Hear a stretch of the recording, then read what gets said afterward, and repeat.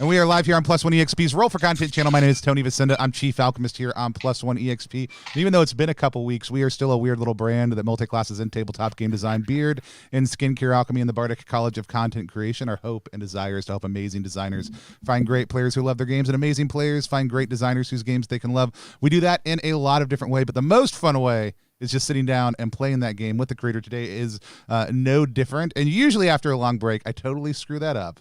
But I didn't. I'm so impressed. Keegan's eyes were upon me, and I knew that they would give me so much crap. It's because I didn't know we were starting. I did not know we were starting. You weren't. That's the real trick. I fully phased out, and I was like, weird little brand. I was like, oh fuck, we're live. So we are sitting down today, and we are playing with Brian Sago. We are playing Butter Princess. Brian, why don't you tell people who you are, what you do, and tell us about this delightful game that we're about to play. Oh, who I am. I'm an artist, a teacher, a writer. What else? I don't know. That's really it. I'm sitting in my studio. I wrote Butter Princess. Another guy named Mike Martins did the glorious layout. It's designed to look like a brochure you would pick up at a state fair. So the document itself kind of lives in the universe. And what this adventure is about is taking the Trophy Dark rules, and you're going to be people exploring the state fair with the goal of stealing a 90-pound butter sculpture. For those who don't know, Minnesota has a real tradition that's been going on for decades of sort of a dairy-themed pageant. It's not a beauty pageant. It is a dairy pageant. And it leads down to 12 finalists who are women who work on dairy farms or in the dairy industry in Minnesota. And they go to the state fair, sit in a refrigerated booth, and an artist carves their likeness in 90 pounds of grade A butter. And it's just part of the fair. And when I moved here, I didn't believe it was true until I saw it for my own self. And it was so bizarre, I had to make a game about it. Awesome. I am so excited. As somebody who grew up, historically, I would have said the great state of Texas, modernly, the state of Texas. Texas State Fair is huge and was a huge part of my childhood as somebody who was in 4-H, and butter sculptures were one of the weirdest parts of state fair realities, and I love them. So when I saw this, like you sent out some preview copies to some people, and both immediately Mads and myself were deeply jealous, and I was like, I just got to reach out to Brian and see, like, can we play this? Because I love Trophy Dark, I love state fairs, love everything about this. Very excited to be playing with y'all. Let's meet some of the other folks we're going to be playing with. We'll go right above me to start with. Bright, why don't you tell people who you are, what you do, where they can find you online? Yo, thanks. Hey everybody, my name is Bright. You can find me in all forms of social media at BrightDystopia. I'm a Twitch streamer, voiceover actor, and ttrpg aficionado, and I pretty much do whatever Sarah tells me to. She told me about this game, so now we're doing it. And that's it for me. If you're strange and want to see more strange things, come find me again. BrightDystopia. Awesome. We'll hop over to Sarah. Sarah, why don't you tell people who you are, what you do, where they can find you online? Yeah, hi, hello. I am Osarix Franco. You can find me on Twitch, Twitter, TikTok, all of the places at O as in like the number. Sarah X Franco 0, Sarah X 0 is just too much. I do TTRPG content here on this channel and across several other incredible communities like Nat 20, Tabletop, Neon Lights Roleplay, Critical Misses. And I stole Keegan's Discord. It's mine now, so I saw that the other day. I need to catch up on that at some point in time, but not right now. Speaking of Keegan, last but not least, we've got Keegan. Keegan, why don't you tell people who you are, what you do, where they can find you online? I'm Keegan. I've been described as 90 pounds of butter. You can find me online at keganexe.com. And you can find, yeah, that's it. That's my intro, I think. No longer has a Discord server. I've done so many streams, and you would think I would at some point get used to introducing myself. No, but instead you just like to get used. You just like to make fun of me for being really good at it, which is a different type of brand. Here's my favorite thing. Just really quickly, Keegan crowdsourced a bio for themselves and could literally just pull up that Twitter thread to do this. And I gave them the best one. I can tell you what Keegan's bio is right now, but they refuse to use it. And that's Keegan EXE. I'm on a speed run for the green. You already owe me money since you've taken up this much of my time. With that said, we'll meet the characters we'll be stepping into shortly. These were not them. We like to use a couple tools here on the channel to make sure everybody stays comfortable while we play. There's other lines, veils, and the X card. Also, Brian, you mentioned that there are a couple things that people might want to be aware of and think about their relationship with beforehand. Why don't you tell us a little bit about some of the content that may come up in this game before we do that, just as a reminder for us and to let our audience know. Oh, I think you're muted. Pardon me. We're going to a modern day state fair, so the presence of food and the potential for gastronomical horror is there.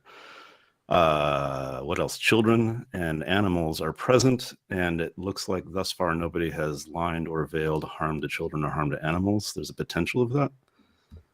Fuck them kids. I'm sorry. Fuck them kids, Brian.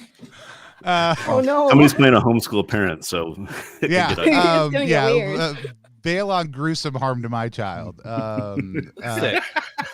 If we want to put a light veil on just like gruesome harm to either of those things, I think that's okay. But other than that, I think I don't have a particular major issue for. If you've ever been to a state fair, animals get harmed there. Like, we praise them, we love them, we adore them, we treat them incredibly well. Then we and then We they get name bought them for and stud eat or them. slaughter. Yeah, one of the two. And so indignant vegan.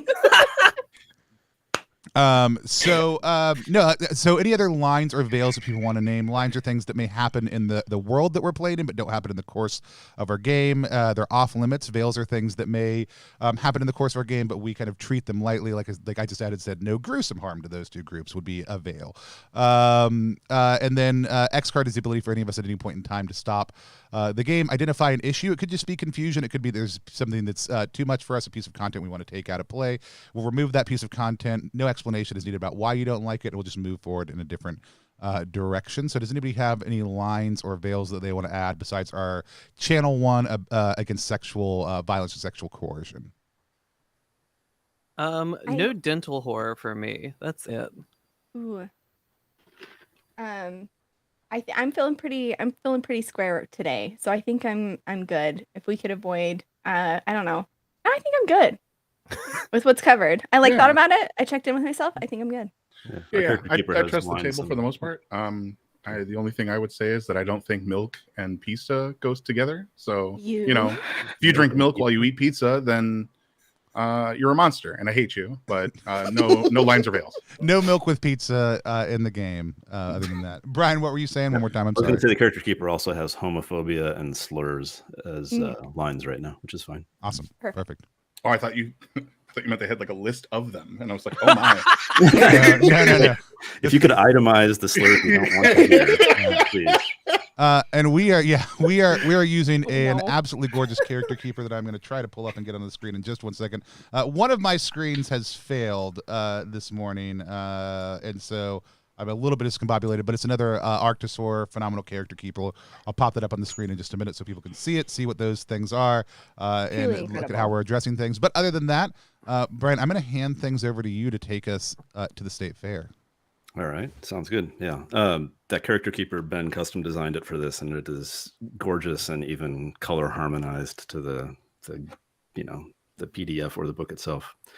So what we're doing, we're going to the Minnesota State Fair. Kind of reiterating here, but the 4 of you all have a drive that is vested in the fate of this butter sculpture. I call it a heist, but you may not all necessarily need to steal this. 2 of you, in fact, say that your drive is to earn a place on the Minnesota Dairy Board. And so we'll get into your characters here in 1 second, but let me read you kind of a little intro. Welcome to the State Fair. A weekend here will help you forget your weekdays, but leave your dignity at the gate. Nestled within, 90 pounds of grade A butter has been hand sculpted into the likeness of the butter princess, and you have a stake in the fate of this dairy sculpture. Do you want to take a moment? I know most of you have not played Trophy Dark, but do you want to introduce your characters, and then I can talk a little bit about what some of the things might mean?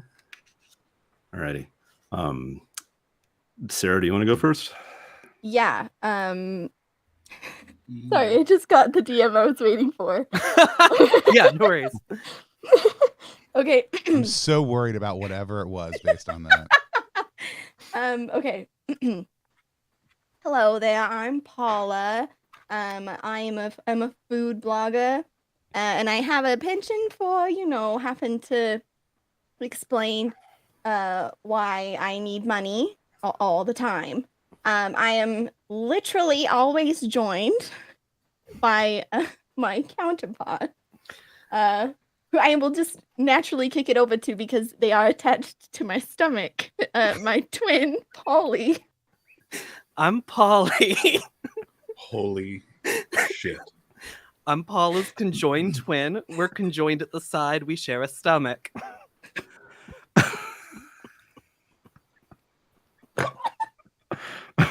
Oh my. Wow.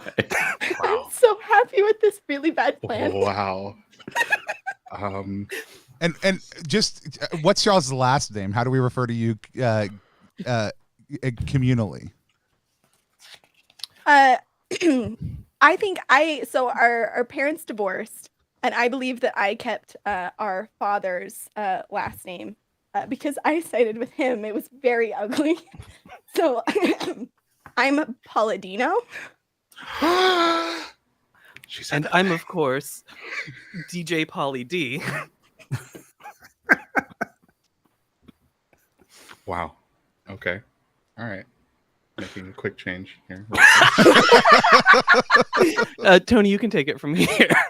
Yeah. So, my name's Dwayne. Look, some people say that, you know, I abused my power, I abused my authority, but you know, really, I just wanted to spend more time at home with my kid. I am a homeschool parent, also a mall cop on administrative leave. You know, I've got some extra time right now, and I'm just looking to think, you know, how can I make my impact on this great state's dairy culture? And so, and you know, that I want to be very clear, that includes yogurt cultures. It's part of the science curriculum. We're very, very excited about it in the unschooling process we have. My kids are around here somewhere, but also if anybody steps out of line and you need a little help, just let me know. The accusations of food court violence, I'm sure won't have any implications here at the state fair. All right. Right. You made me do this.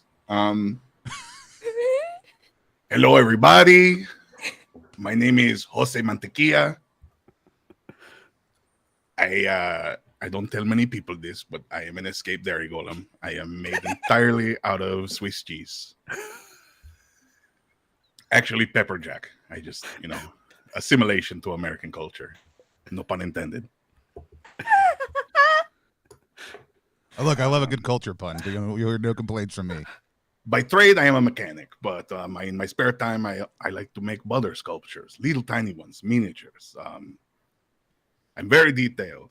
I'm really, really quite the best in the industry, except for this one bitch who continues to just barely eke me out in every competition we in. That Margie Depke, I can't stand that. She one of those white ladies who just has to be better at everything, and one of these days I'm going to get her back. But that is me. That is me in my packaging in a nutshell. Mucho gusto, Mantequilla. Buen trabajo con su apellido. Gracias. All right. Fabulous to meet you all. Looking at the character keeper, some of you, I need to add on a thing here. Your main stat in Trophy Dark is Ruin. And if it reaches 6, you're out. You're lost to the fair. You're possibly deceased, possibly just faded to oblivion. Well, you know, it'll make sense when if and when you get to that point. Right, made a bold choice. Oopsie. And right, and so you may or may not want to choose 3 feats of hubris. The feats of hubris are these superpowered things you can do, but each one that you choose raises your starting ruin by 1. But before you eradicate one and set yourself we're back, gonna keep it. It's fine. Right, know this. When you reach in Trophy Dark, when you reach ruin 5, you can work to reduce your ruin by betraying the rest of the group in some way. So if you act in the interest of the fair, if you sabotage their efforts, there's a way for you to reduce that. And so you can pull yourself back from that brink of destruction as long as you don't kind of hit it too hard, too fast, perhaps. Is it fair to make the summation that in order to avoid self-ruin, I must ruin others with pettiness?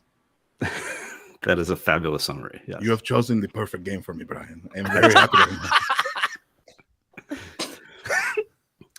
All right, so I see Mantequilla with 3 feats of hubris.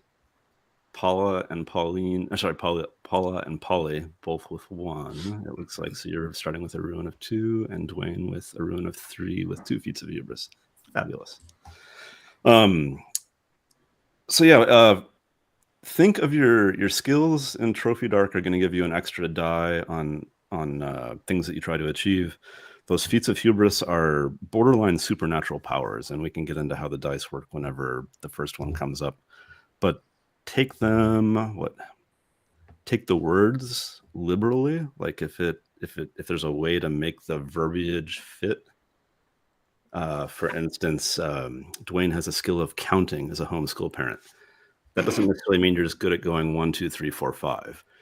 If you need to know how many gumballs are in the gumball machine, that would seem apropos. You're saying if I'm looking at counting, look for ways to make it count?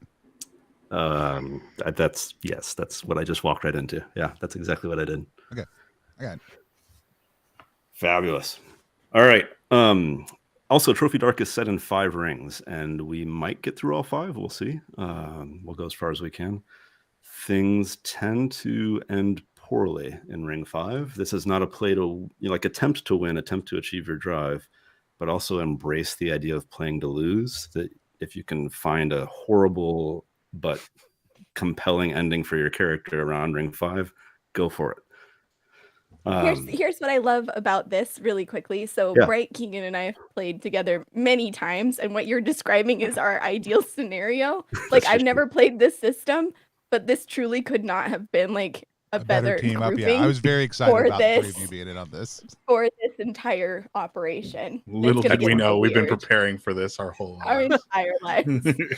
And to hear the 2 people going playing to ruin conjoined twins, sort of hell-bent on ruin, this is going to be fabulous. Yeah. Mhm. Mhm. All right. One quick question. Have any of you never been to a state fair before? You all Oh, have? I think No? I went to one once, Okay, that's good. I just wanted to, Yeah. but it if was very somebody's like, small. I've never been outside of my suburban home or whatever, we might want to talk about what a state fair looks like on a broad strokes. But all right, let's just dive in then here. So ring 1. You arrive via shuttle bus. Experienced fairgoers like you know that parking is terrible, but an hour on a shuttle bus gives you enough time to make unearned character judgments. Describe how your first impression of the character to your right rankled you. And as we say character to your right, let's look at the character keeper here. So Polly to your right would be Dwayne. Dwayne to your right is Paula. I know we've got conjoined twins. Maybe you're sitting across the bus. I don't know. Go with it. Paula to your right is Mantequilla, and Mantequilla to your right would be Polly. So again, your prompt here is after an hour on a shuttle bus, describe how your first impression of the character to your right rankled you. I think. Yeah. I think Montequilla. It's Montequilla. No, it's Dwayne to my right? Yeah, Dwayne's to your right. Yeah. I mean, I ACAB really does include retired mall cops. And I can't fucking deal with them. Is it the fact that I've got a mall cop badge on my Hawaiian shirt? Is that particularly upsetting to you? That's extremely upsetting to me. Awesome. Excellent. As I look at Paula, Paula. Mhm. I could tell that despite the kind of classy presentation they're putting on, like that's a secondhand sun hat. That is a thrift store, not to be trendy, but thrift store. Like multiple times over, cardigan, light summer cardigan that they've got on.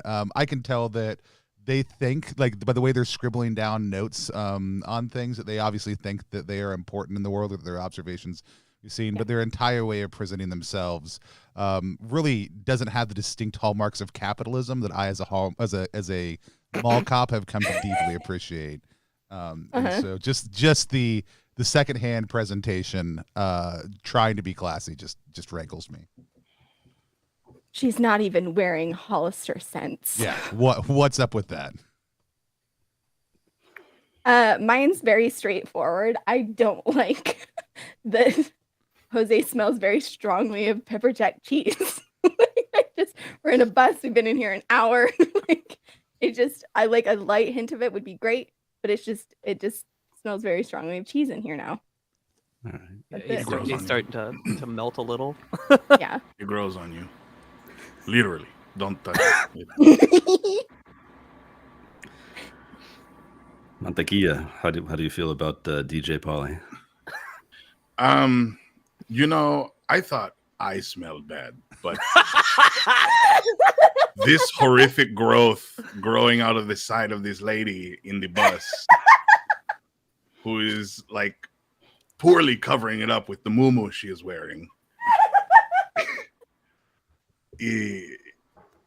it's almost rude to have it displayed so prominently.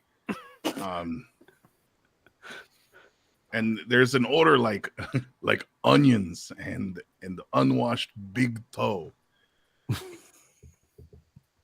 Or like the space between your pinky toe and ring finger toe.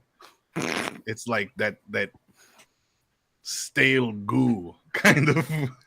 No. You know how you can almost smell the moisture level of something? That's what I'm Mhm. getting from this. It's like a wet, hot, kind of like sticky smell. And it hangs in the back of your like uvula in the back, like it holds onto it for a while. I think we got it.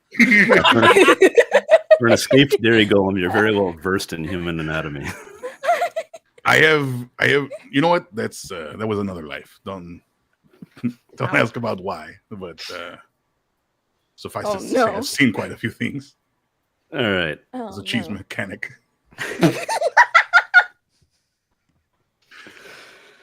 As you disembark, the bus exhaust fumigates your bare ankles. It is a flawless summer day. A broad blue sky arcs overhead. A sunny oasis of pleasure is past the ticket taker. Screams of joy are behind that fence. Clear the turnstile, and the crowds will part before you. What is the theme of the fair this year? Anyone have a good idea?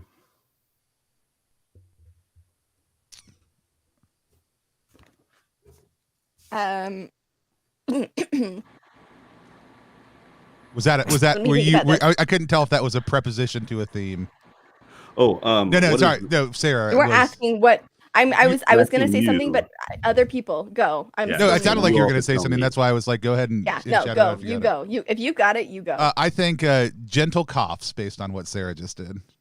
Gentle Coughs. Coughs. coughs. Like it's all about throat cultures, the esophagus. Right. So it's vaguely anatomy theme. It's anatomy, but also like all the different animals, right? Sure. Like what their coughs are like. All right. Home remedy. There's a home remedy competition This year, your eyes, ears, nose, and throat doctor, or what is it? All of the. Instead of a Yeah. chiropractor stand, there's Yeah, like yeah, a yeah. pulmonologist or Big, something. big local Yeah. ear, nose, and throat turnout for this. Amazing. This is great. Yeah. Like No loud homegrown animals. slippery They elm breathe bark. heavily, so of Also, course, soft coughs is such a weird thing to try to say that it's been. I'm like that was just an accident, but it's very disturbing to say it repeatedly. True. Excellent. All righty. The competition for the Butter Princess begins a bit later. For now, you should enjoy the fair and scope out any competition. Dwayne, what is your favorite fair food? Look, just whatever keeps Jimmy, my son, quiet the longest, is always good. So I tend to go for like not for me personally, but for him, anything sticky, anything that's just gonna kind of weld that jaw shut a little bit. That's great. But I think I'm a big fan of. I tried the deep fried beer. The bubbles were just all gone. So if you can get me a long sausage link, bend it in inconceivable ways, and stick a skewer through it, I'm happy all day long. All right. And mantequilla, what is your favorite state fair food? You know, I've always been a sucker for the shaved ice. But because I can't really digest anything, I don't get any of the flavoring. I just get the shaved ice and eat it, kind of like a gastric bypass patient at a hospital. I have to tell you all, when I moved to Minnesota from Chicago, I opened a newspaper in a coffee shop, and the first line I read was a restaurant review that opened with the statement, "In Minnesota, the land where they think milk is a spice." And I thought, oh my God, where have I moved? What have I done? What So, have I done? Somebody ordering plain shaved ice is actually a possibility. Yeah. Other kinds are too spicy. Right. All right. Polly, what is your favorite state fair food? I think I'm looking around for like a deep fried Taylor ham roll. I don't think I'm going to find one here. But I'm convinced. I feel like Paula told me it was a food they would definitely have. All right. Mm-hmm. And Paula, your favorite state fair food? I'm. This is a great question. I feel like I'm gluten intolerant. So I think I'm probably just looking for anything like sweet, like a big ol' ice cream cone, is what I'm looking for.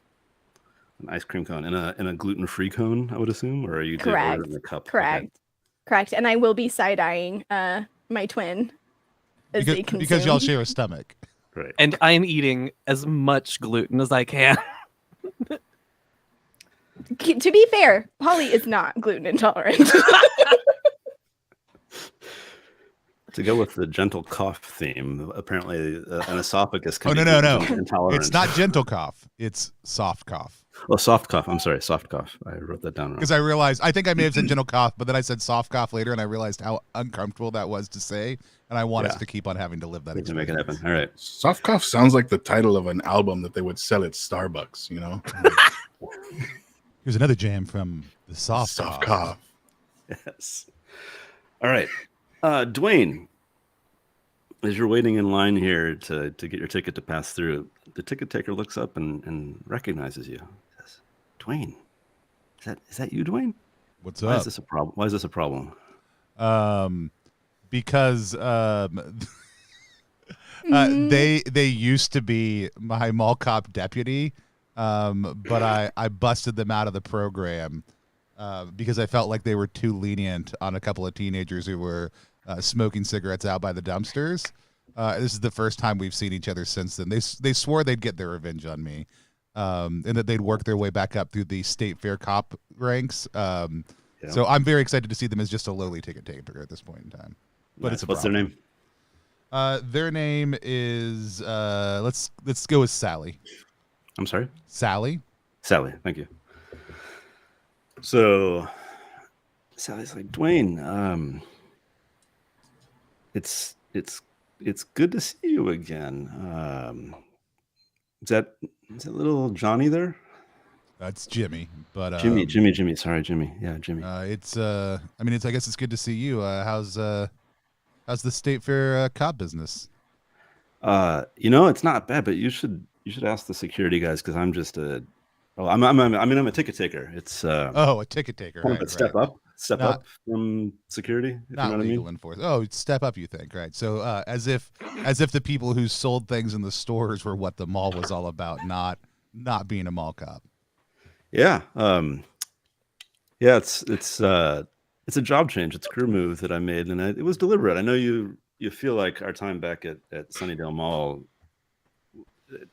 bygones should be bygones, really. But I do have to ask: did you make reservations for the tickets this year? Yeah, my wife took care of all that, and I guess I don't have any feelings about what happened at all. All right. Let me just check the reservations. Sally starts flipping through the reservations. So this is a place in Trophy Dark for a risk roll. We're going to basically ask everybody at the table collaboratively what could go wrong. Toss out any ideas you have. It's just kind of crowdsourcing ideas of what could go wrong in a way for creativity. And then we'll talk about dice. And if things go great on the dice, then you skate through this and you tell us how. If things go poorly, your ruin may actually go up if they go really badly.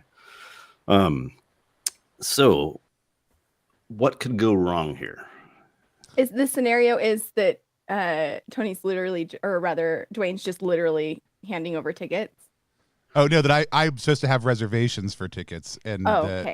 and Sally, who I kicked off the mall cop force, and I'm continuing to nag, is going to either give me tickets or not. But it could be like their response, something I have to do. It could be that my spouse. I'm going to say my marriage is on the rocks. Like we're separated right now. This is my weekend with Jimmy.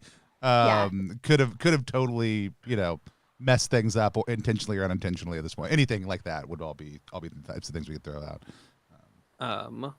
Yeah, in that case, Dwayne ordered the tickets under a fake name, not expecting because he's, obviously been banned from the state fair alongside them all.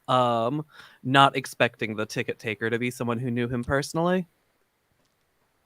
I like that. Nice.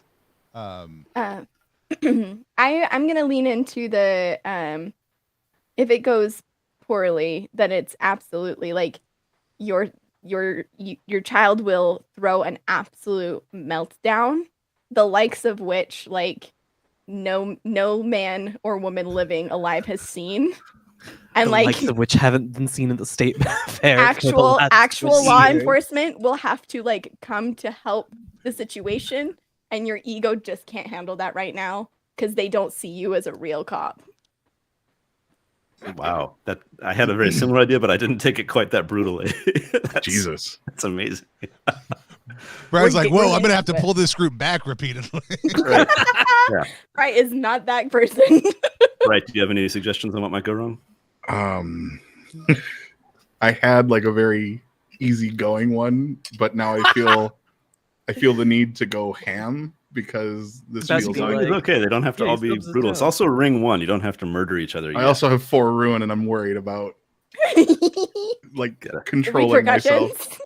I'm worried about pulling me back, like to not do the stupid thing and die early. But he bought. This is the Minnesota State Fair. Is that my understanding? Oh no. He bought tickets on Groupon, Mm. but they were labeled the New Mexico State Fair, and he switched the letters around, and so now he has to buy the tickets full price. Nice. That's quite good. All right. Let us look at your skills, Tony. Yeah. If you have a skill and something that applies to this situation, you get a light die for the skill. I think, I mean, I 100% think that that my approach so far has very much been a strong arm approach. All right. Like I would say, I don't think any of the other ones. I mean, exhortation. Yeah. Exhortation, I don't think is anything I've done so far. Counting time management, certainly not. But I think strong arm has been my approach so far. You don't think you can count on yourself to have done this right? I at this point in time, I don't think I can count on myself to have done this right. Okay, cool. Especially since I outsourced it to somebody I'm in a relationship with, and that relationship is not going well. Nice. Yay. All right, so Trophy Dark uses exclusively 6-sided dice. You get a light die for this skill in strong arm. There's a thing called Devil's Bargains, and they can give you a second light die. But let's talk about why you might want a second light die first. You're going to roll this light die. If you just have one, on a 1 through 3, you have failed. That terrible thing we just described, one of these terrible things, is going to happen. On a 4 or a 5, you succeed, but there's a complication. I'll tell you what the complication is. I might riff off of what you all just suggested. On a 6, you have a clean success. You convince Sally the reservation was there. It all goes smoothly. So you're kind of after that 6. You definitely want to land a 4, 5, or 6. Yeah. So a second light die boosts your odds of success significantly. To get a second light die, you can accept what's called a devil's bargain. And the rest of us at the table can suggest or offer a devil's bargain. You do not have to accept any of them. But if you accept it, it will happen whether you succeed or fail at the die roll. And so often we suggest that you phrase these with the no matter what as the preface, no matter what happens. And so the child melting down, Jimmy melting down, might actually make a decent devil's bargain as an example. I would add a devil's bargain of no matter what, you do have to kind of prostrate yourself in front of this former deputy. Like you do have to kind of bow down to her authority as ticket taker. I was going to say no matter what, security will be following me the entire time we're in the fair. I'm going to say no matter what, Sally asks you to meet her for a date later, and it is like a lunch date. It's very clearly like, hey, I heard your marriage is on the rocks. What are you doing for lunch? I'll take that devil's bargain. Amazing. All right, so you got 2 light dice. There, on occasions, you might, on a risk roll, have a dark die added if you're risking mind or body to succeed, but I don't think you're at that I was stage. thinking about if I wanted to introduce my service animal Cujo at this point in time, but I don't know that I no. do. Cujo. They'll just be with us in the no. background. So they are there. But yeah, I don't want to put Cujo at risk quite this early. So we just All go right. with the 2 light die. 2 light dice. All right. So I got a 4 as my no. best one. All right. That is a success with complication. The devil's bargain of Sally asking you out is going to happen no matter what. If you want a clean success without complication, you could add a dark die and roll all 3 dice again. Just because I like to showcase mechanics, I think this is when we'll introduce Cujo, and I'll All roll right. all 3 dice again. Right. Tell us how you're introducing Cujo. Well, you may not have noticed, and I'm here with Cujo, and we slowly pan down to what might be the prissiest looking miniature poodle we've ever seen. Full spike collar, full mall cop, has ribbons for service awards on its side, but is Is he wearing a little vest that says "Do not pet" on him? do not pet while on duty. And then on the but while on duty is crossed out. So it's just do not pet. Beautiful white coat, but an odd red tinge around the mouth also too. You can't tell quite from what. But gorgeous, almost teacup miniature poodle named Cujo. Right. Bringing Cujo into it. All right, so 2 light dice and a dark die, and tell us what you get. I got a 5, so not even better, but I'm glad we went through the process. All right. Cujo's here to help out with a couple demonstrations today. So I mean, I'm sure we're on the list. What kind of dog is Cujo? It's a miniature, almost teacup. Oh, Poodle. a teacup poodle. Almost teacup. Is that like a demi-tasse? I don't A know. mini? Oh, mini I poodle? teacup ones are literally poodles, animals that have been bred to the point that they can fit in a small bowl basically. So they're bigger than that, but they're smaller than a normal miniature. It's a mini, so it's like a little Dotson-sized poodle, right? Smaller than that. It'd be smaller They're than that. tiny. They're teeny tiny. It'll fit in This purse. big. It's This size of this yeah. water bottle. They are so small. Yeah, they're unthinkingly small. All right, Sally says, "Oh, you brought Cujo with you. I love any small animal, really. So Dwayne, I've got your tickets here, but let me buy you lunch. I heard things are a little rough. There's a cheese curd booth. Why don't you meet me there at noon and bring Cujo and Jimmy too, of course. I mean, I guess we can make that work. I just don't want you thinking this is gonna change my mind about what happened. No. This is this isn't one of those enemies to romance kind of stories. This is I'm not it's not familiar with that type of story. I'm sorry. It's just good to see you again. So we could reminisce over cheese curds and like a tall lemonade or something. That sounds acceptable. All right. See you at the cheese curd booth at noon. Yeah. Sure. Fabulous. All right. Let us move on to a challenge for someone else here. All right, this will be interesting. Somebody has suggested the size of that dog should be called a soup poodle corn dog. That is that was right. me. Right, that's excellent. They're a soup poodle. Sorry. I hate it. I hate it, and I did love it. it here. All right, let me give a challenge here to Mantequilla. As you approach, you get your ticket just fine. Sally doesn't even recognize you as a non-human entity made out of pepper jack cheese. But security senses something is wrong, and they want to check your bag. What contraband are you hiding? In my bag? In your bag. So the bag, Tell us, cheese man. Reveal your secrets. the bag is it's an anticoagulant. I heard I heard Margie was going to be at this show doing more butter sculptures.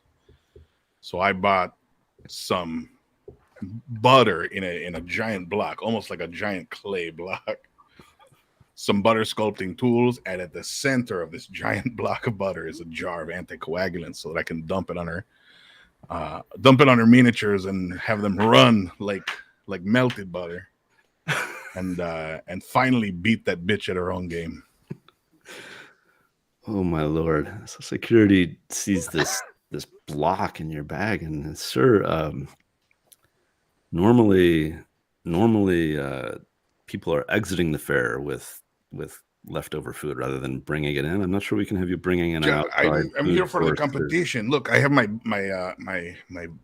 pass with the little sticker of the kitty cat showing that I'm a part of the Blue Ribbon Competition butter sculpting event going on at 3 p.m. Fabulous. All right, so let's do another risk roll here. Folks, what can go wrong for Mantequilla? That the coagulant has broken open, and that block of butter is quickly starting to turn to liquid inside that bag.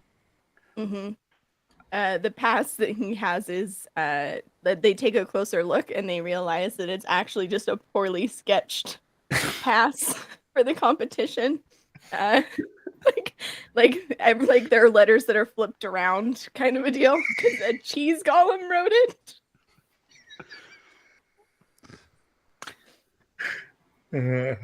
Keegan? I don't even have anything to add. Those are great. I'm gonna twist Tony's suggestion a little bit. What could go wrong is that anticoagulant packet has cracked open and gets on you and is starting to disassemble some of your cheesy flesh. Oh shit. So let's look at your skills to right. try and bamboozle security here. You got mechanics, grease, corners, humanity.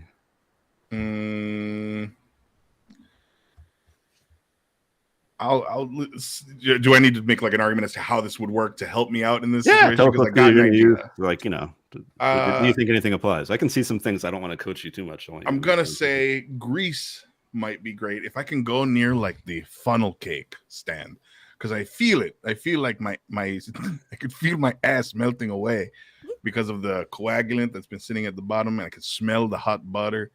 If I could get over to like the funnel cake like stand and grab some of the grease out of their grease trap, I could replace some of the lost cheese with lard. You can patch yourself and up. that'll solidify to maybe reconstitute some of this. Eventually, my body will do its metabolistic thing and it'll create cheese out of that lard once it cultures into my body. But for now, I think I need to find something to patch this hole before I melt my insides on the floor. Okay, let me be clear. I haven't said that you've melted yet. I'm saying that if the dice go could poorly, you could start melting. Sure. I feel a sense of urgency when pieces of my body are falling apart, not falling off. And even though I'm made of cheese, I'm going to treat this with the severity that it deserves, I feel. Excellent. Is it fair to say that your skill in humanity might also apply to convincing the security guard that you're up to no ill purpose? Yeah, for sure. All right, a light die for that. Do we have any devil's bargains, things that would give an extra light die that will complicate the plot or lead to crazy moments?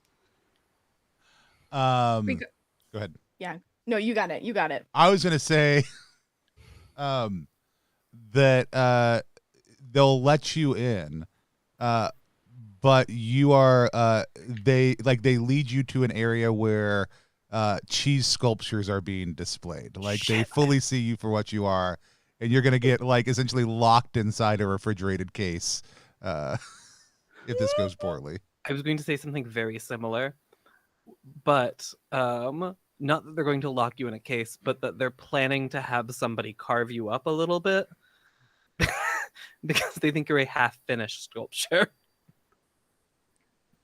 A walking, talking, half-finished sculpture. I like. Go on. So, go on. Go. My devil's bargain is for that extra dice. No matter what happens, Margie is going to have because you've had this kerfuffle with security. Margie has secured more time getting higher quality materials that are more resistant to your coagulant. All right. You know what? The touches a nerve, but I really like the one where they bring me out in front of a bunch of cheese sculptures being scarved up, and that I have some sort of revelation. Oh my God. All right. My brothers. Exactly. So take 2 light dice then and roll light those and dice. see what you get. Jesus Christ. I'm sorry. Did you take the Lord's name in vain, or did you say Jesus Christ? Because I said Jesus Christ. okay, I just need to know. I got a 2 and a 4. 2 and a 4. Okay, so 4 is success with complication. We take your highest of the dice. 4 is success with complication. If you wanted to push it, you could add a dark die and roll again, aiming for a clean 6, but you're still going to this cheese sculpting pavilion. You know, What would be the complication? Maybe a complication if you keep the 4 is just that security's in tight with Margie, and they let her know that there's something fishy. Like watch out for that guy. So like this might not happen until ring 5 that you even encounter Margie. Would be a long range complication. So if you want to go with that, fine. If you want to push for a 6, go for extra dice. I'm gonna go ahead and push it because I don't know if the extra security is gonna come back to bite me in my non-ass now. And really, would you say it's fishy, or would you say it's Cheesy. Oh. If you were gonna do it, I was. Is this a good idea? I'm leaving. Anyway, 2 light dice, 1 dark die. 2 light die. Do I just roll the dark die, or do I roll them all? You roll all together? 3 again. All 3 again. Beautiful. 5 is the highest. All right. And is that the dark or the light? It's the dark. Beautiful. So this is a great opportunity to learn what happens when the dark die is above your current ruin. So you're going to be successful, but your ruin is going to go up by 1 from 4 to 5. Shit. Right. So I can already, you're being taken to this cheese pavilion where you're going to see your brothers carved. We'll talk about that in a moment. What I need to say here in terms of gameplay for those of you who haven't played Trophy Dark, remember 6 ruin puts you out of the game essentially, in whatever narrative way makes sense. You're lost to the festival or the fair in some way. But when you're at 5 ruin, you can start to bring that ruin back down by sabotaging the other people in the group. So it's kind of fun to have somebody at ruin 5 in ring 1. So let us say this: that security says,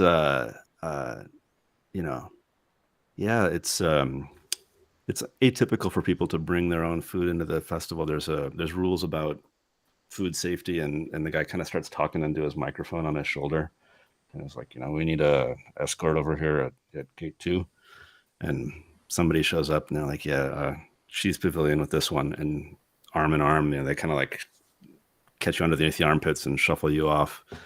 The good news is that you got in, but they're taking you straight to the cheese pavilion. So I'll come back to you in just a moment. It's going to be a loud dragging where he's like, hey, come on, what's going on here, man?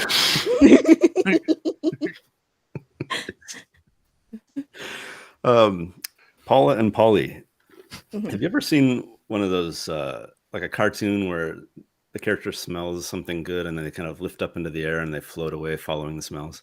Yeah. You almost have that experience. Like you have no recollection of the ticket taker or security, but you're standing in front of a food booth. Like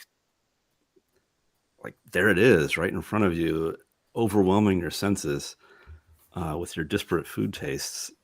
And what I want to do is, the theme of this incursion, by the way, is indulgence, to sort of free yourself from worldly punishment.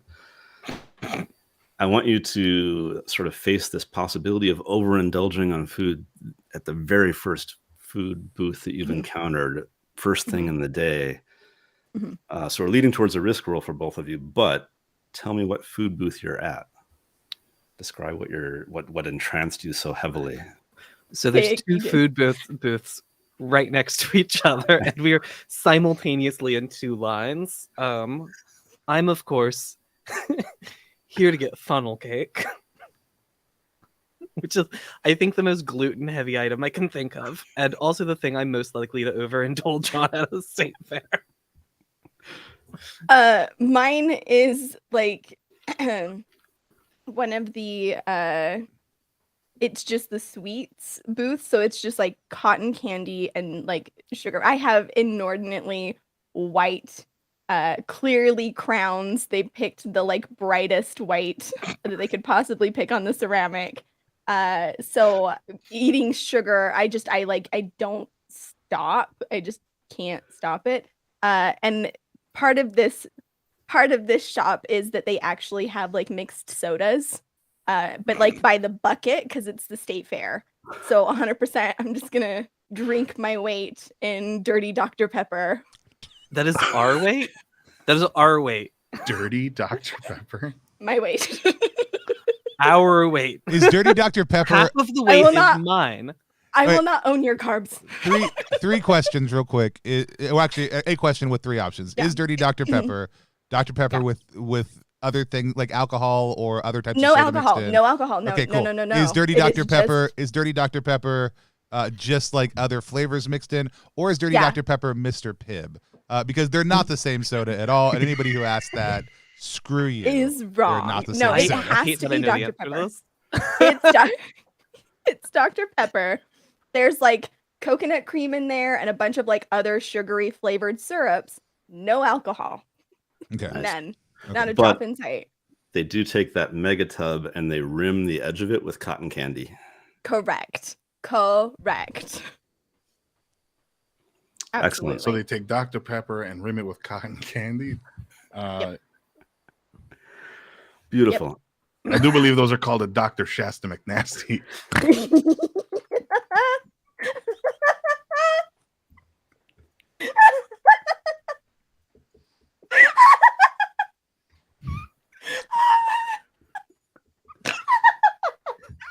And we're all floored. Beautiful. I've done it again. All right. Just to Wow. kind of partially give you a chance to learn how the dice go here, will each of you look at your skills and see if you've got a way to exploit that to, I don't know, have a chance to overcome this risk of overindulgence. Here's the thing: is I don't think I need to overcome this risk because I'm too great, and I'd like to use my narcissism. I would use my my just simply- taste in that I am able to taste that while it's being marketed as a dirty Dr. Pepper, it is actually Mr. Pibb. So once I like take a sip of it, I'm able to discern that this is not the right soda, and I'm like, no, mm-mm, mm-mm. And is it diet even too? No, mm-mm, no. Excellent. All right. So you've each got a light die for that. Devil's bargains, and in this peculiar case of conjoined twins, the devil's bargain might need to be offered to both parties together or possibly separate. We've complicated the rules for you. It's that, yeah. We certainly have. That's all right. Got That's it. fun. Keegan has made it clear that he wants the carby thing to go through his Lady Krang's tummy. Lady Craig. So I'm gonna say, no matter what, whatever you eat goes through the same stomach, but you have separate anuses. So Yeah. you would digest it independently.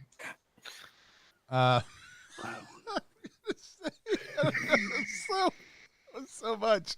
No matter what, every once in a while, and it's rare, but it does happen.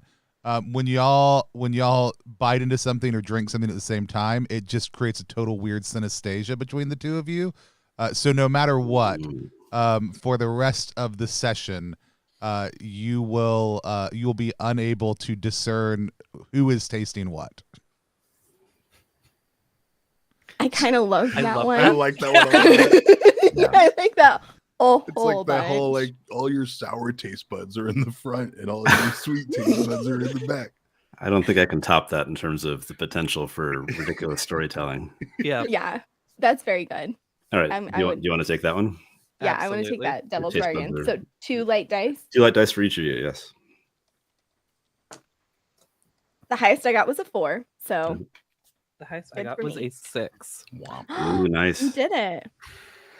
All right, so Polly, you're getting away clean with your funnel cake. Do you want to talk about how I don't know, just the satisfaction of this? What's It's so great about it? yeah, it's just funnel cake. It's great. I'm tearing it down. It tastes just like Dr. Pepper. And I just eating too much of this isn't a real threat because I'm just great. So I just keep eating it.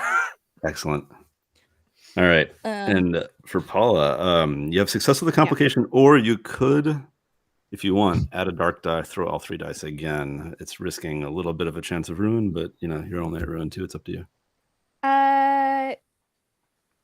Yeah, I'll go ahead and do it. I'll risk some ruin. All right, 2 light and 1 Let's see dark what die. happens. Oh, I got a 6. right. And then the dark die was a 1. All I right, don't know if so that 6 matters. light. So it's also a clean success for you. Do you want to describe how you handle the megatub of? I'm not even sure what we're calling it at this point, but there are many options. Yeah, because of this experience, my soda now tastes like gluten. I don't want it. So I immediately Oh. spit it out on the attendant at the booth. Oh, I'm sorry, honey. This is just bad. But I do take some of the cotton candy and put it in my mouth. Also tastes like funnel cake. Oh no, just spit it into the attendant's hand. It's wet, soggy, melting cotton candy. I'm sorry. You can keep the money, honey. This There's funnel something cake wrong. is incredible. It keeps changing flavors. Oh. Do you want to try a bite of this? Oh no. There is something wrong with this soda machine. Or maybe it was the coconut cream has gone bad. I am not. And it won't stop. The Alright. coconut cream over here in the funnel working perfectly. Because I got to taste a coconut here. I am going to be paying for that later. I know it. Fabulous. On your character sheets, you'll see a thing called conditions. It's row 18. Yeah. Got it. So for Paula and Polly, will you put a condition of, say, flipped taste buds, something like that? Yeah. And then normally you take a condition if you increase your ruin, but also in this case you had a devil's bargain that's effectively giving you a condition. And what it's really there for is just to kind of remind you to play into that. Bright, Mantequilla, your ruin went up, and so you also need a condition here. And we're gonna give you that condition in a moment whenever we do ring 2.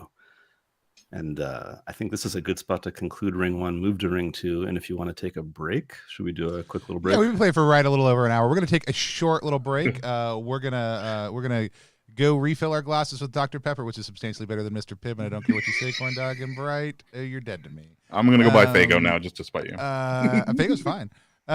So we're gonna take a break. We'll be back in just about 5 minutes. So at about 18 after the hour, 20 after the hour, we'll be back to keep on playing. If you have not yet, head over to ttrpg.link/butterks to check out this rooted in trophy game where we are trying to steal a butter princess from the Minnesota State Fair. Or get consumed horribly by the fair trying. We'll be back in just a few moments.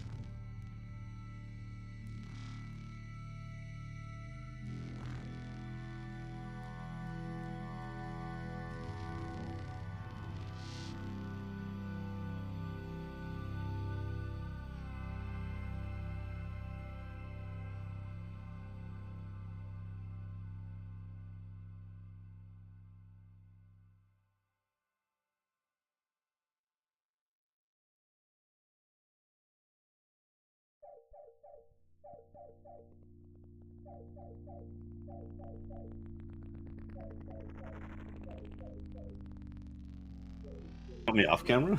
And Done. see Yeah, my face? you should just be off camera. Everybody and heard that. speaking. Don't no. That's Brian. Brian is butter now. We don't Look know what at happened. It was Brian, so weird. It's It a was so witch's weird when that curse. happened. Help! Speak to us from your Help. cursed dairy realm. I'm fine. Don't worry about me. Oh, okay, cool. Same seems like we're good Oh then. my gosh. So Oh Brian, my go ahead and gosh. tell people about this. They can find the video with more information over on your YouTube channel. We'll drop it. We'll drop it over in our socials also too. Sure. I'm an art teacher, and I realized that as much as I have seen and witnessed the carving of 90 pounds of butter, I've never carved butter, so I figured I'd better try it to know what I'm talking Butter about. try it. And then 90 God pounds damn of it, butter Keith. is like $500. And then what am I going to do with that? And so I did a 2-pound version of myself. Somebody recommended Hope Creamery butter in Minnesota is the best butter, and I gotta admit, it really is. Like, this stuff is delicious. I've got to know. I have so many questions. Where did you seek out that information? And somebody was like, "Here's the You know, answer." The person who suggested it was Jesse Ross, the creator of That Trophy. is so fun. He's got opinions about butter. Do you have to keep that refrigerated? Yeah, it's currently refrigerated, and next week I've got a plan. It's gonna meet a fate, and it's gonna be culinary in nature. Oh, man. And I'm gonna I record almost it. want you to butter some toast with it. Just like turn it upside down and use the like. I was like, "What level do you have to back at to get Yeah. Brian to What sculpt a level? butter bust for you?" I debated over that, and then just realized what I was going to get myself into. That somebody would back it, and I would have to then. But that's the beauty of it. You just say, at $1,000, I will sculpt a butter bust to you, and I'll enjoy it because I'm not going to send it to you. Then you're like, at $5,000, I I'll will do it, sculpt a and then butter I'll melt bust, it and on I will send YouTube. it to you. Yeah, well, I'll come do it there because I can't picture shipping 90 pounds of butter anywhere. I will and getting hand it there in deliver time. this butter bust of you. Or you just like $500 sculpt your own butter bust level, and I will just send you all the things you need to sculpt a butter bust in addition to a copy of the game. Right, and I'll guide you over Zoom, saying no, a little more off the left. That's right. Just back I our have to- Kickstarter at the grease the wheels tier. I do have like one question. Butter as a sculpting medium, was it satisfying or was it difficult? You know that's You know what I mean? yes. I just need to Sarah know with the tactile questions only experience. Sarah could ask. No, I it's a really love good it. question. So I had not carved butter before this, but I did just sort of check and No read, way. read a recommendation that said salted butter carves easier than unsalted. Whoa. Interesting. And so that was salted. I did also, do a couple little cuts in some unsalted, and that's accurate. Like I don't know. I'm kind of guessing or hypothesizing. Like the friction of having salt in there. Right. Like there's a tactile like component or Well, Yeah, something. kind I of bet the you the gritty, melt crystal point is nature. also a little bit different, which makes it a little bit Yeah. smoother too. And so Binds better. And in terms of satisfaction, it was kind of fun. It made the house smell amazing. The house smelled like butter. Because that Ooh. 70 degrees, so I was carving for about 45 minutes or so, half an hour, put it back in the fridge, brought it back out, back and forth. Gotcha. I'm gonna just go open my oven and leave some butter in it now. Do it. Make my whole place smell like butter. Yeah. Wow. Feel like I'm in a movie theater. Ooh. it's what I do every Living time the before high we life. before I watch a stream. I pop in a Just pop threw in in a stick of butter. in the oven, so it's just like I'm at Yes, the Tony. movies. I lied earlier. I said I loved it here. I hate it here now, and I want to go home. Also, thanks Keegan for the subscriber. Really appreciate that. Oh yeah, you're welcome. I moved my subscribe this week. I can't imagine anything about that. Let's dive back into the game. Go back into Ring 2, which right. is maybe a good time to introduce that structure. So we were in Ring 1. Yes. You're moving us to Ring 2. Tell us what that means in trophy language. Correct. Okay, so there's 5 rings in Trophy Dark. They vary a little bit, but there's sort of the sense of hope in Ring 1, sort of the separation in the wilderness in Ring 2, and it gets worse as you go along. It's in my time playing the game, it's really well structured to emulate kind of the pacing of a horror movie, and this is what we're playing here is sort of tragicomic horror. Like you may or may not be truly dead at the end of it. You might regret your choices. You might be carted away by the police. You might be, have a chunk taken out of your cheese behind or whatever. I don't know. But what's my point? Oh, the ring structure. As we progress in the rings, you know that the story is going to end at Ring 5. It tends to pick up speed a little bit. Ring 1 tends to take a little bit longer than Ring 2. It takes a little bit longer than Ring 3. That's the gist of it. Cool. Awesome. Excited. Just want to make sure people out there watching who may hadn't played Trophy before, and for everybody here, knew a little bit more about how it worked. But let's dive back in. Thank you. All right. Ring 2. Let me read the little preface here, and then we'll talk about Mantequilla and where you've ended up at. So, hope at the miracle of Birth Barn. That's a real thing at the State Fair, by the way. Amusements beckon, but nothing offers respite from the heat rolling off the asphalt. Generators cough out diesel fumes. Frustration grows as crowds begin to vex you at every turn. What signs reveal the drive of the character to your left? Again, let's use our character keeper here. So we're kind of inverting this. I'm asking you to make some prejudgments about a character to your left. So, Polly, you are making judgments on Mantequilla. Mantequilla, you're making judgments on Paula. Paula making judgments on Dwayne. Dwayne making judgments on Polly. If you haven't yet looked at the drive, scroll on down to row 35 to see the drive of that player to your left. And then tell me what signs reveal that drive. What do you see about them? I have something immediately if you all need a second. Mhm. Yeah, I think a sign that reveals Montequilla's drive is that as his ass slowly melts, you can see just the edge of a bottle of anticoagulant sticking out. Turtle heading out of me. Is that what you're saying? Oh, don't. You didn't have to say it like You that. didn't have to go there, Brian. I feel like I did. I was just gonna say surprisatory, but I think Oh my God. Changing my mind. you look at by the way, Signal Station, thanks for gifting tier. Congratulations, JP Covert. Thank you, Sarah, for subbing also. As I look over and I see Polly. Polly is like absent-mindedly like taking the foam finger that they have with them and like tracing the route of the Viper and muttering something to themselves.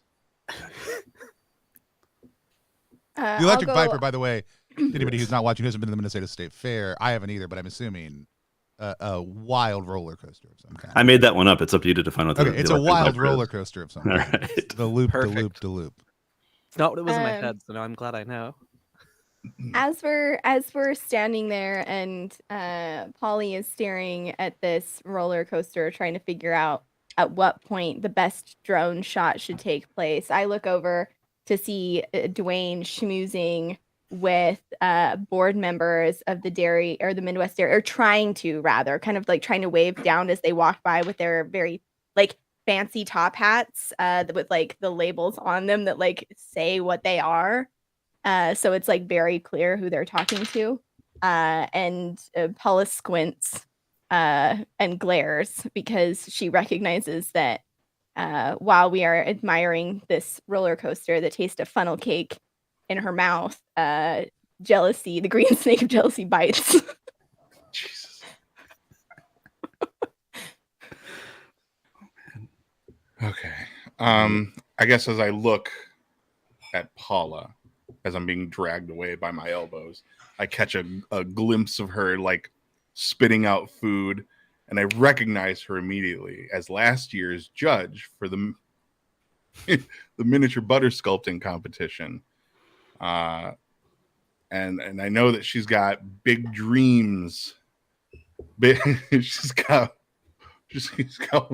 a stick of butter and a dream to become something more in the dairy community. Dairy community is fair, right? Minnesota dairy community. Yeah. It's a community. Okay. It is now. I can see that she scrutinizes things very, like, looks down at her nose despite her thrift shop hat and her rib zipper sundress that she's got her. Rib zipper. I assume that's how he like looks through and like looks outside. I imagined very much you are Krang. I very much imagined a Krang situation where he's just like a little thing that pokes out from the side of you every once in a while. And I don't know why, but this is where my brain is at. This is what I'm imagining. we don't know why either. I'm gonna throw that out there. We don't know why your brain's thinking that either. Look, they said conjoined twins, but they never at any point like said we walk side by side like the Hocus Pocus. We sisters. did. We literally did. We literally. How did I miss that? You know what? I'm going to know. continue to imagine a Krang situation Fine because for you. You're imagining wrong, You were right? a little Imagine pepper jack better. might have gotten over your eye there. Yeah. maybe that's what's been going on. A I'm just gonna. jalapeno. But I'm very hard to look at. in my head canon, it's a total recall. Like I'm just seeing. All right. This is real Quaid. Well, it is possible that Mantequilla's vision was blocked as security is hauling Mantequilla away, holding up their armpits. This coagulant is affecting me more than I thought it would. Right. And one of them kind of sneers at you and says, we've got a place for people like you. And, they throw open the doors to the cheese pavilion and you see just like 2 stories tall, racks upon racks of the most glorious cheese you've ever beheld. And the odor that wafts out into the summer air is unbelievable. But there's kind of in the center of this building, it's a round building, of course, as a cheese wheel would be. In the center, there is it's really a cage, honestly, with tiers of cheese upon it. And they pull open the what do you call that? Like the little velvet stanchion, shove you behind the velvet rope, and they're like, here, you wait here. And then they start speaking to you almost like Pepperjack doesn't understand English or something. It's this almost demeaning sort of like you we know what you are. Stay here. And then they close a little stanchion behind, and a sculptor comes walking towards you with a little cheese knife in their hands, and they lick it. Oh no, they know I'm from Wisconsin. They know I don't own any property here in Minnesota and therefore not liable to participate in the mini sculptures. I'll be ruined.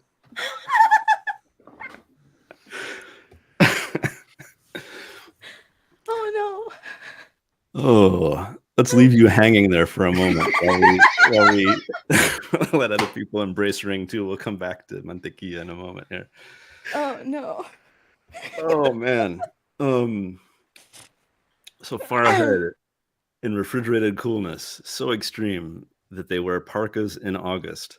The glorious butter princesses are taking their turns modeling to be sculpted in butter, modeling for their portraits. The smell of buttered corn is permeating the air.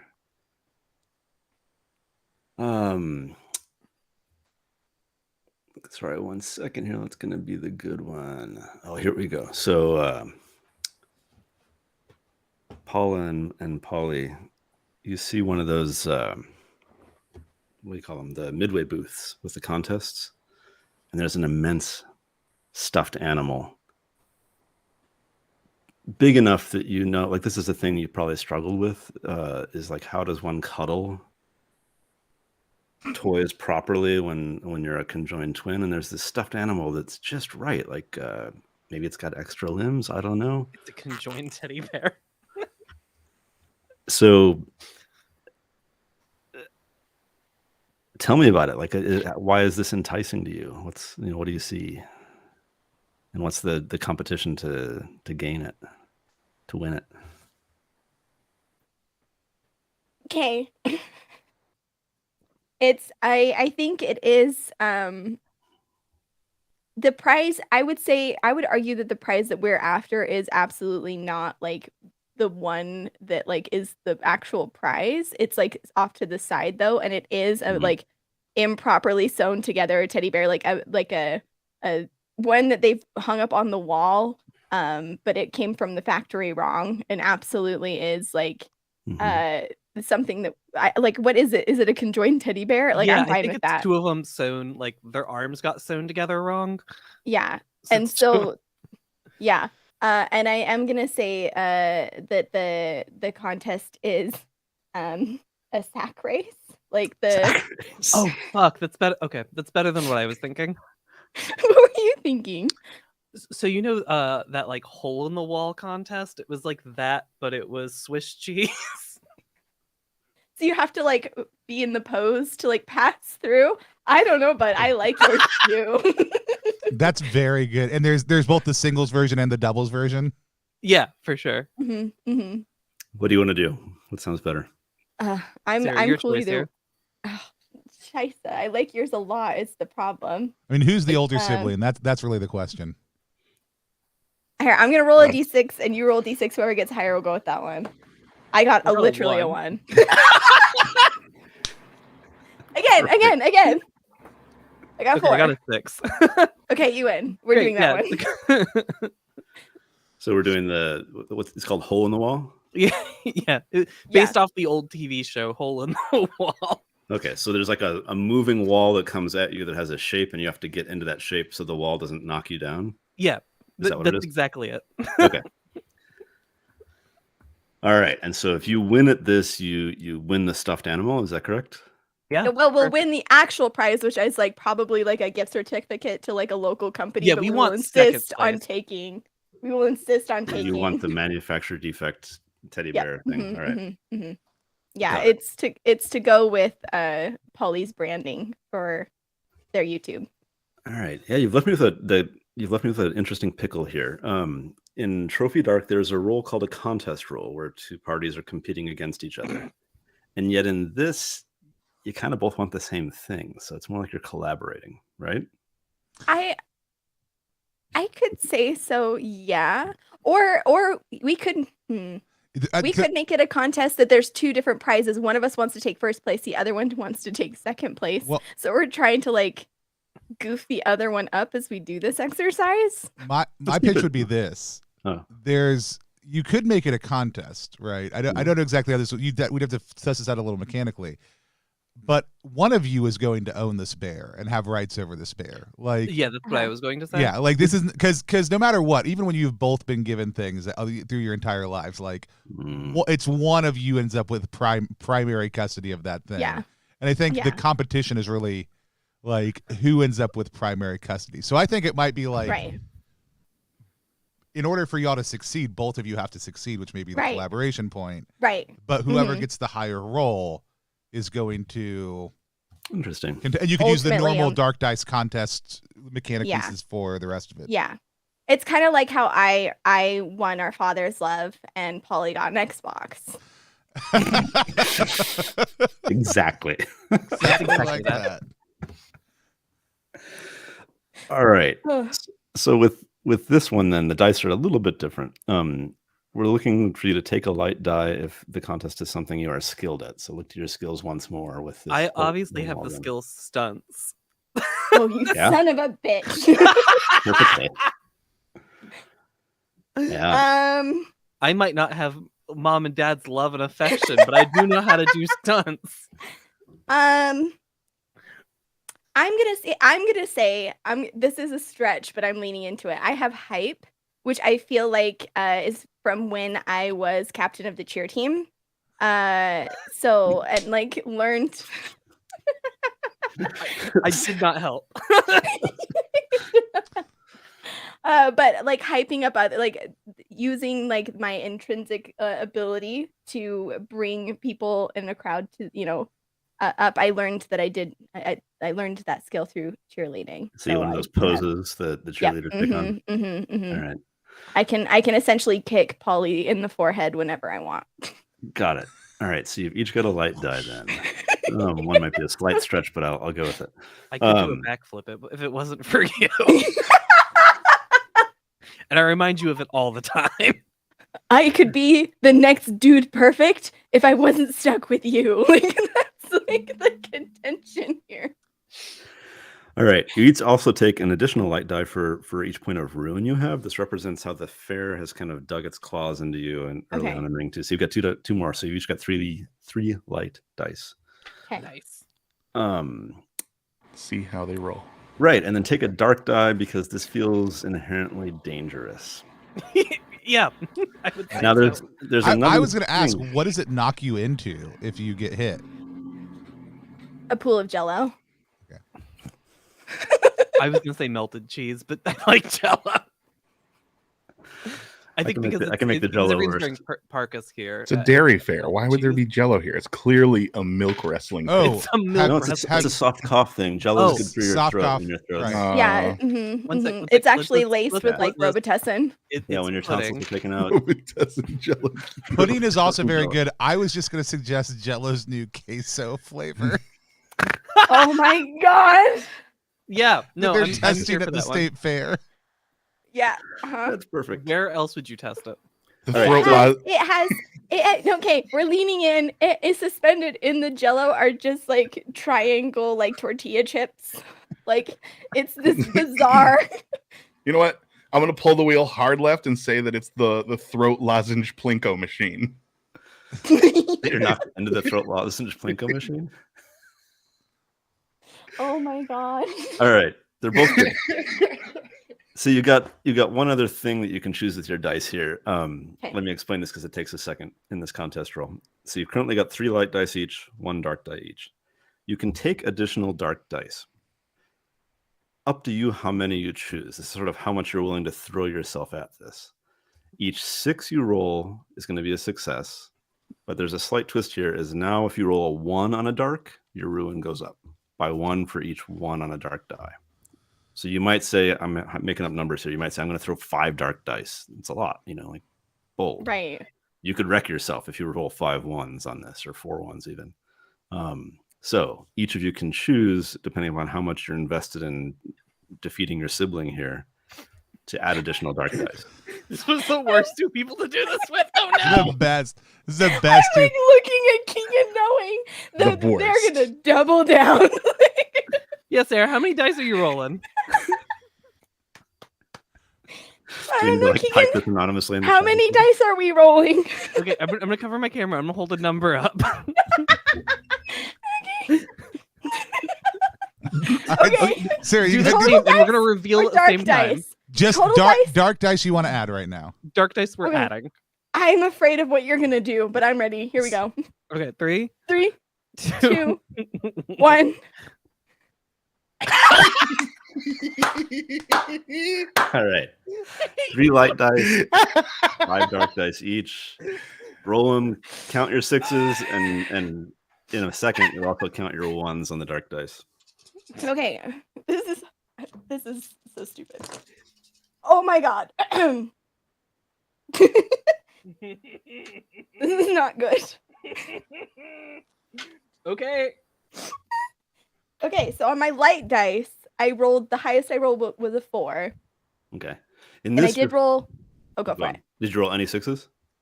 No 6s. Okay. And then how many Not a 1s on one. the dark? 1 on the dark. 1 on So the I dark. take a ruin, right? So your ruin's gonna go up by 1, yeah. Well, you I see, hate you. over here, we rolled 4 6s. How is that possible? And that was a lot of dice y'all rolled. Oh man, Some of us were born to win at weird hole in the wall contest at the dairy fair. I don't know what to tell That's you, true. Paula. Some of To us be- were born with butter in our veins, Sarah. I also rolled a 1 on a dark dice, so I'll take a ruin. All right. I so you're did checking roll. out I the- rolled 2 1s on the light dice, which is horrifying to think about. It could have been ugly, yeah. It could have been a lot worse. Born slippy. All right. Oh, So this wall is coming at you. I'm assuming there's more than one wall. You have to like do a different shape each time, right? Yeah. Yeah. So the All idea right. is to make you stand in like goofy ways. Yeah. So why don't you describe it? Sarah, why don't you take the first wall and describe how it goes, how it looks? I think the first wall is you have to do like the classic like flex pose, Yeah. which is challenging for us because we are side by side. So it's like this weird. We have to squish together, like almost like I go in after like Polly does, or vice versa. But it's just because it's the first one. It's just a really easy classic. Like, Yep. here's a pose. Yeah, the second one's a lot harder, and I have to lift Paula up Mhm. sideways, legs in the air, arms out another direction. And then the third one actually involves like a handstand. Which I And can do which- without you here. Yeah, no, which you can do. Still with me there. I've just But- really twisted our stomach. Yeah, we just really hurt ourselves though. Well, myself, really. As I like get like scraped along the plywood as it goes past. Nice. All right. And then, oh man, tell me again, if I understand this hole in the wall thing right. Mhm. Keegan, does it make sense that for you to be victorious and yet Paula is not, that the judges realize that you made the final move and that Paula Well, you see what got happens caught is on the wall? Paula falls over and hits the ground before I do. Okay. We're the last two standing. Ooh. Yes, yeah. mhm. So on a technicality, No, you win. I'm sorry. I fall first because I get second place, not you. Damn it. Mm. You're right. Ah, You're right. So Mhm. I see we're going to fall, and I pull you towards me so you And this like the choir of angels like, oh, as we like make eye contact, and I know the depth of your betrayal as you just get consumed with queso jello. right, and the wall just pushes you into the queso jello. Mhm, Yeah. mhm, mhm. No, get that sound out of here. I hate Nope. I knew it was gonna happen. it. Oh no. It's here. We're there now. Just right into the. Uh-uh. So you splush in, coming up sticky, but I guess in Polly's case, elated at coming in second place. Number That's what you 2. wanted? Fuck And- you, Paula. I'm like actively getting like jello queso out of my ear, Ugh. like as you're just screaming next Oh. to me. And I have to admit, I'm a little lost on who's got the conjoined teddy bear and who got the real first prize. I got the real first prize. I got a conjoined teddy bear. The real first prize is this perfect, pristine, fluffy bear, and they hand it to your Jello-coated hands. You know, congratulations. And then they're like, all right, buddy, second place. You did a nice job, Polly. I'm sure your YouTube subscriptions are going to go up. Like people saw it. But second place, this is what we got. Hope it is what it is. It is what it is. You got to love that moment on a stream where the GM's like, I don't know what just happened. If it doesn't happen once, you're not doing it right. It's real and it should be normalized, and you should feel comfortable as a GM just asking your players. Yeah, you tell me. Right. Oh no, right, like queso and subscribe. Oh no. What was that? Like In queso chat. and Queso subscribe. and subscribe. Queso and subscribe. Oh no. All right. Let's get back to Dwayne for a moment here. Yo. Dwayne with Jimmy and Cujo Going down to Dwayne. tagging along. And like Jimmy is constantly trying to play with like Cujo like he is a dog, and it is a constant battle between Dwayne and Jimmy. All right. He's a working dog, son. A working what? He's a working dog, son. You cannot play with him. Stop. Oh, got it. Now I understand. All right.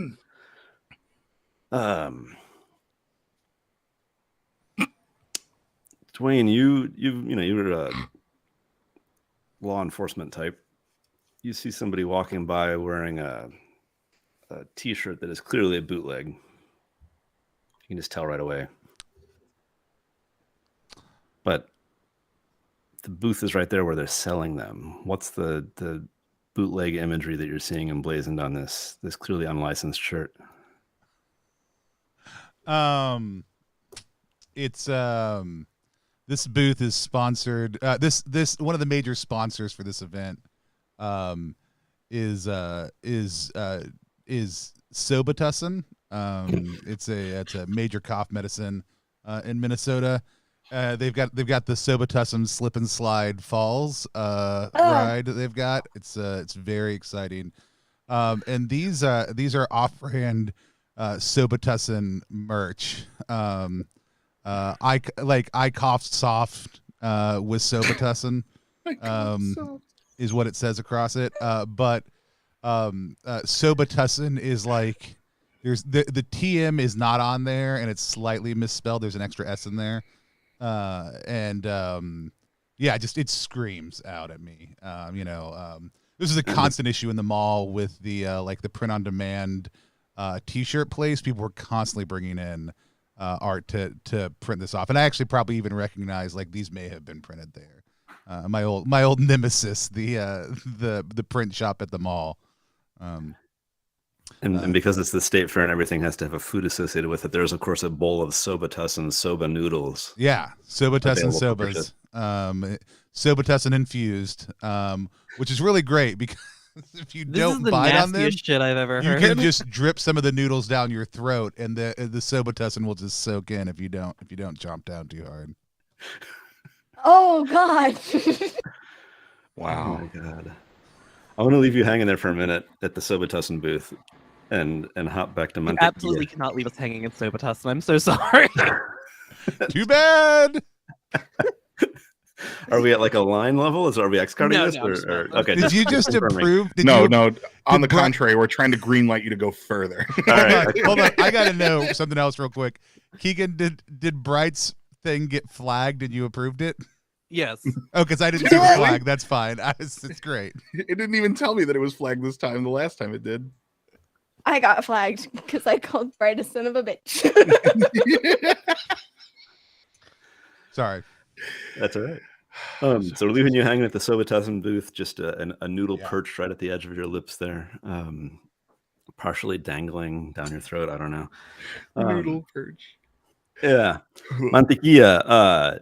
There's a cheese sculptor, I guess.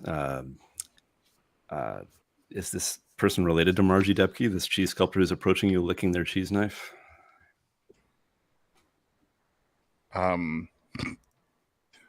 clutching his cheese pearls. He will. Oh my god. The little tiny curds. What little curds. There are curds inherited from his great grandmother. These curds have been around for a very long time. They're like rocks. They're actually we've got like a Frosty the Snowman situation where it's like a necklace of cheese curds. That's what gives you sentience. Oh my God. It's like the hat. My magic curds. I'm Mr. Cheese Miser. I'm gonna need somebody to go ahead and clip that for me. Oh my gosh. When did you find out? Sorry, what was that? When did you find out? Who told you? Oh, that you're one of the That I'm from Wisconsin, yes. You're one of the you're one of the chosen ones. Chosen? I'm sorry? The chosen cheese. It's clear that you're one of the ascended beings. You're not. Well, I mean, I've only been working on miniatures for like 5 years. I wouldn't call myself ascended, but yes, I am the best in the field. Absolutely. No, I was more referencing the texture of your skin. The dappling of Pepperjack is flawless. Like you are a specimen, and he kind of like puts his hands to your cheeks, caressing. You know.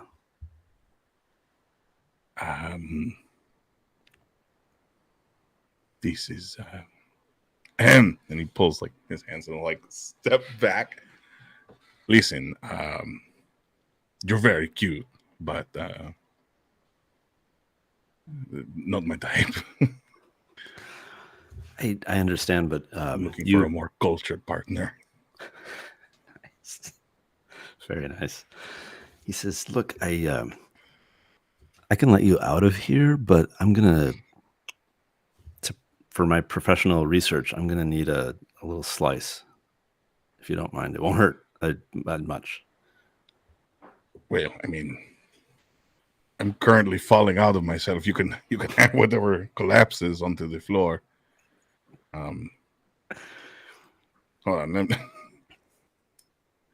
Let me just step away from all of this seconds. It's just a lot on the floor. It's get over to a dry spot. You can have any of this. He's like nudging it with his foot. Oh no, the cast-offs. That's we separate the curds from the whey. This is how dairy is made. The whey is, it's useless. All right, how much do you need to let me out of here? Just a hand or a foot, your choice.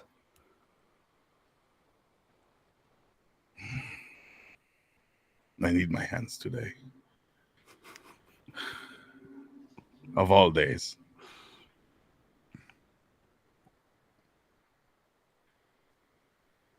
Okay, listen. What about like a love handle? Or perhaps some of my back fat.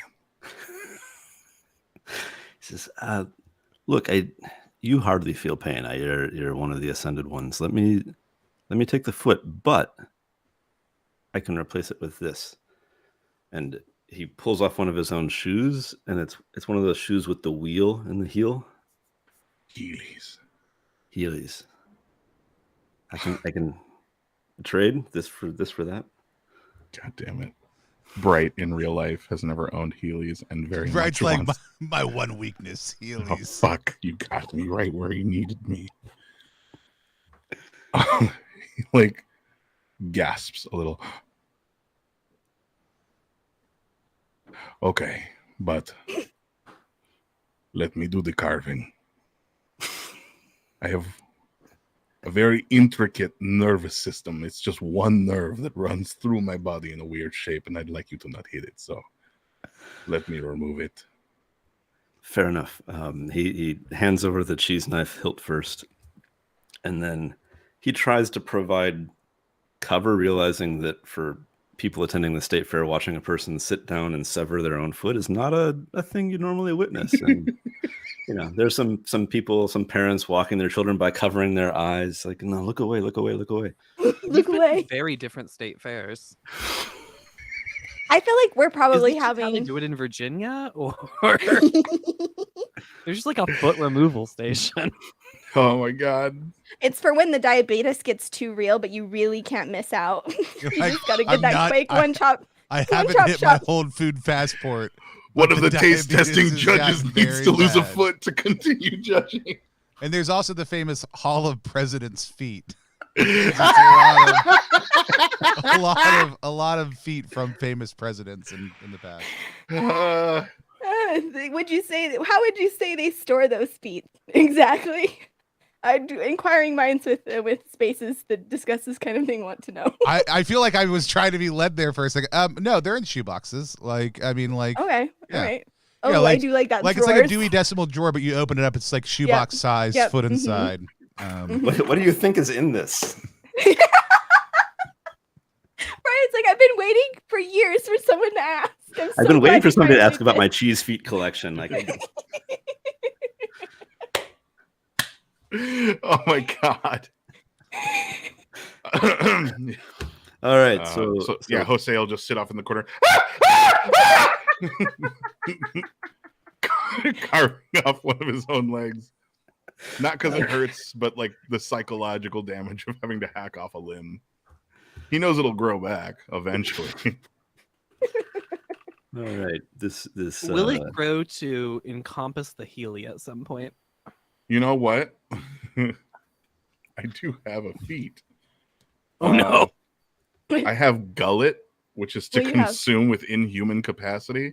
And I feel like to put the Healy on, his mouth like distends and opens really wide, and he just drops the shoe in, and like you hear like a gulp as the shoe like travels down and just like pushes itself slightly out of the stump where his ankle used to be, and is now like actuating and everything. He can like wiggle it like a normal foot. Oh my That's god, amazing.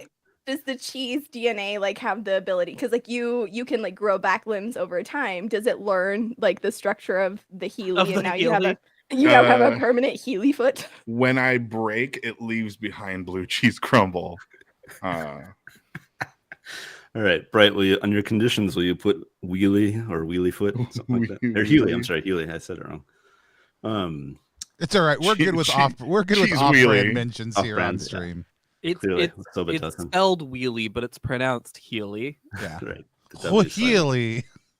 Asiago Healy. Asiago.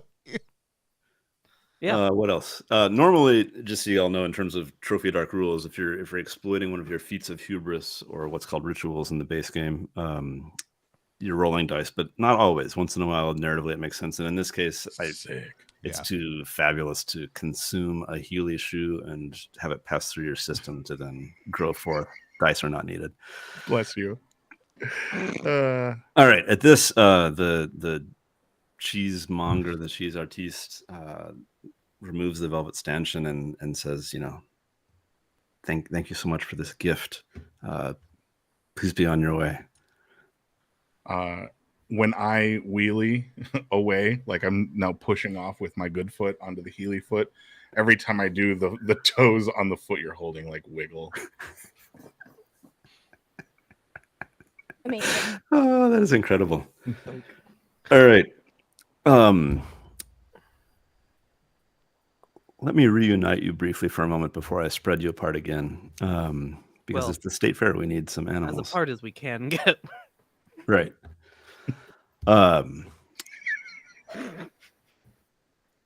Mantequilla kind of coasts down the little ramp exiting the cheese building. The cheese, what did I call it? It wasn't cheese building. I had another name for it. You said it was like pavilion. a cheese wheel. Cheese pavilion, shaped like a wheel, yeah. Cheese pavilion. So you coast down that slope from the cheese pavilion out into the promenade, and you see sort of jello covered coming out of the hole in the wall competition, clutching these stuffed animals, Paula and Polly, and Dwayne is there with a bowl full of Sobatussin in his hands. And nice chopsticks. Finish, Perfect. finish your noodles, Jimmy. Stop feeding them to the dog. You eat all your soba tussins. Your soba tussin. The fake chopsticks are everything to me.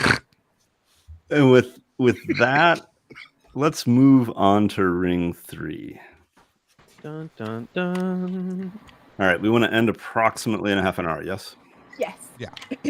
All right, and you want roughly that much time to talk things down, or no? We'll have a little bit more time after that. Yeah, we can flex it a little bit either way. So I mean, like if we go a little bit longer than half an hour, that's fine. If we're a little bit shorter, either way is good. All right, let me give you a question here, but I'm going to read something first. So, ring 3, suspicion at the seed art exhibit. The day wears on. Food no longer provides pleasure. Crowds grow impossibly thick. There are whispers that this must be a day of record-breaking attendance. Who is the big attraction at the grandstand? Sorry, I can't say that. Who is the big attraction at the grandstand stage concert this year? The big act. Yeah, the big act. Who's the big act? It's Cheezer. It's a Weezer cover band. Cheezer! Fuck! I was looking for a band name. I was trying to go country. God, they're I was so trying to go fast. country, but Cheezer is the answer. It's Cheezer. Fuck. That's awesome. I'm glad you leaned hard into the disappointment of it, of a bad cover band.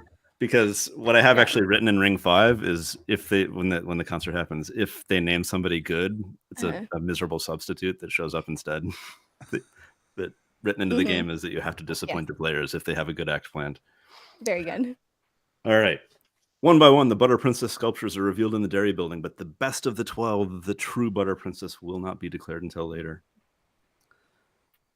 The sun, beginning to set, glares off of 2 rodeo champions comparing their belt buckles. Prove that you are worthy to complete your drive. Maybe there's something in the seed art exhibit that would inspire you. Please describe a work of seed art that relates to your drive.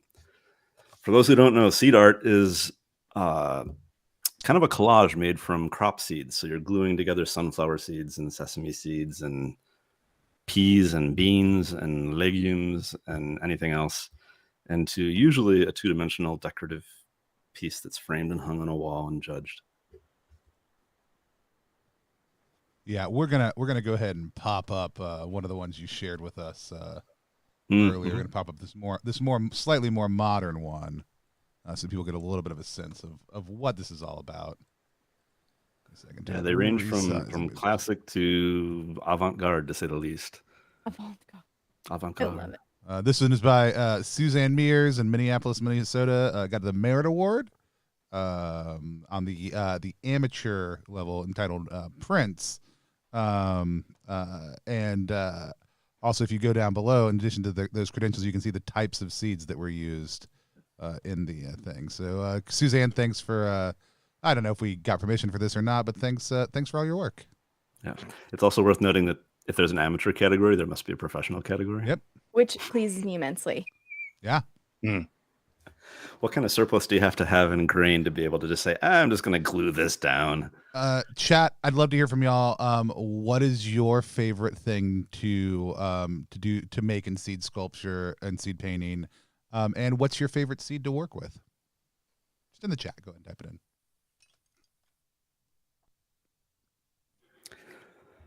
All right. Do any of you have a work of seed art that you witnessed that is reminiscent of your drive or reminds you of your goal here today? Go for ahead. it. You go Nope, first. You've let You me go go first? first every time. You got it this time. Yeah, because I'm a lady, and I need you to go first because mine's important based on yours. Okay. I think there's I am captivated. I am lost in the a seed painting of it's just all the secondary law enforcement communities of Minnesota. Like, we're standing there hand in hand, joined in a peaceful circle, while a firehouse burns to the ground with all the firemen inside it. And I think with that kind of drive, with that kind of willingness to let other people just suffer the consequences of their own choices, and to unite with others is really what the being on the dairy board is all about. Okay. I'm so glad I let you go first. I'm the seed art that I see is a recreation of this image. It is the signing of the Declaration of Independence. And Paula looks at this and recalls, like, sees these figures of power standing around, being leaders and setting themselves apart. And as someone who has never felt fully in control of her life or human form, would like to have a sense of control over anything. And her one true goal in joining the board of the Midwest Dairy Association is to take up arms against gluten at all of these events. And like it's just kind of like from there. Like she starts with the like, oh yes, you know. You want to put dairy right and it's back in its rightful place and remove the glutinous infiltrator. Correct. We hold these truths to be unleavened. That all cheeses, that all breads are not created equal. Mm-hmm. Correct. Oh, Lord. Keegan, does Paula have any seed art to describe? Everybody else has such good seed art. Everyone else is looking at these legitimate, like works of art, and Polly has come in, and the only thing that's drawing his eye right now is somebody has what looks like a YouTube Creators Award, which is a big gold play button, just made out of popcorn kernels. Amazing. It's wonderful. As we pan down on that, does it have your name underneath it as the creator? That's awesome. I'm Just captivated by your own seed art submission. Absolutely. Absolutely. No questions about it. It is work I made. Can we smash cut to Polly and Paula like sitting down watching two different televisions on TVs that are slightly angled, and you're just like eating popcorn but picking the seeds like out of the bowl and setting them to the side to save up for your art project? I want to add to this to say that I don't think I made this. I think you made this, and I've just put my name on it. Like you're eating the popcorn and collecting the seeds, and I'm like plugging it into the art. I love it. Yeah. That's our sibling bonding It's time. teamwork. Come on. I have this image in my head of like popcorn being thrown into Keegan's mouth and you just going throwing the seeds. Yeah, that's right. Correct. Oh man. Very good. And Bright, anything from Mantequilla? Depicted entirely in sunflower seeds. There is the storied depiction of Icarus and Daedalus. Icarus wearing a pair of butter wings, with Margie Depke's face superimposed onto Icarus, as Daedalus waves his cheese sculpting tool up at the sky, screaming in agony. As it's actually it's motion art. So like Icarus is depicted in the sky and popped out from the art so that it can sit in the sun as the butter wings begin to melt. Angle just right. That's beautiful. All right. At about this moment, Jimmy says, Daddy? What time is it? What time is it? I thought you You're were on still here. the fairway. It's 12:05. It's 12:05.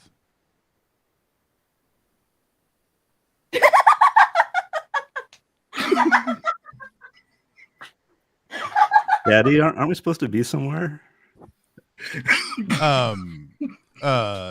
Yeah. You know what? My my phone's dead. So there's really no way to know, son. Are you gonna stand up, Sally? Do it. Do it. I mean, you Is know, your son asking this? here's the thing. Here's the thing you got to understand, son. You know, when a man loves a woman, it's a lot like loving the law. And No. I've committed my life to one love. And it's also kind of like loving the law. It's petulant violence based on my own preferential whim, which is very much like the law and very much like a woman.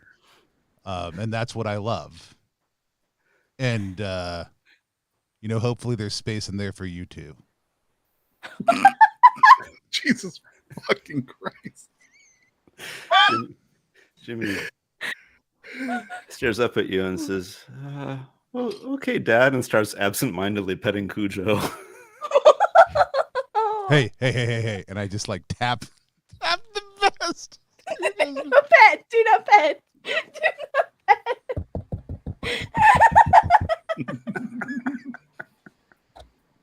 Look, son, you'll know what it's like one day also too.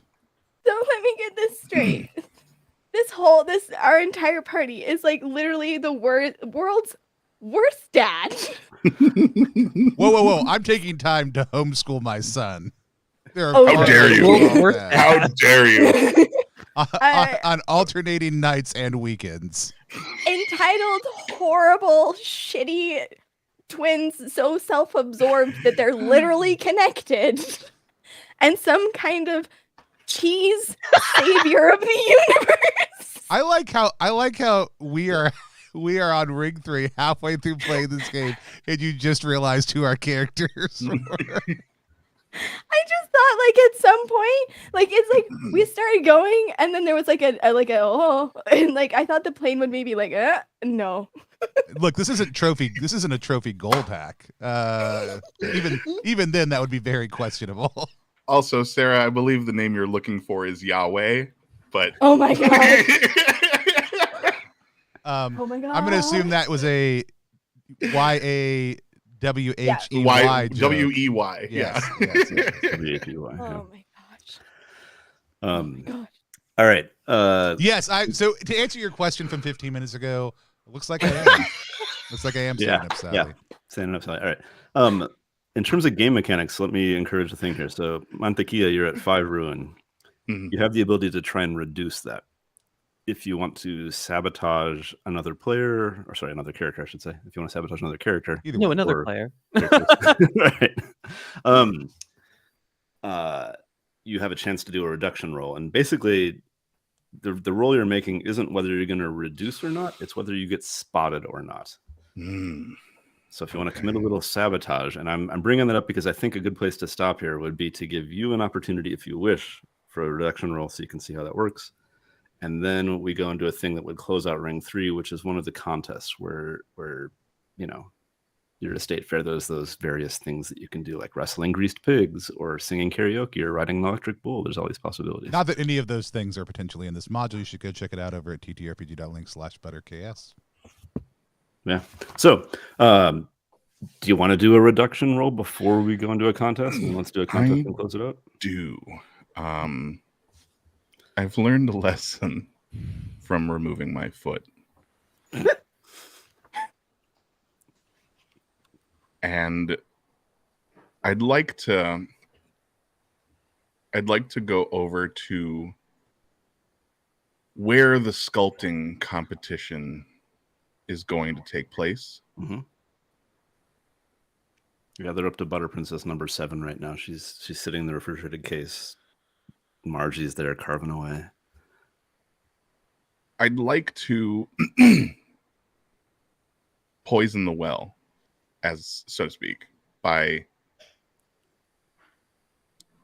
lopping off a finger or two and throwing it into like the sculpting materials. I noticed I could wiggle my toes after I removed my foot, and I'm hoping that I can give a speck of my sentience to this cheese and just make it as difficult to sculpt for everyone else as possible.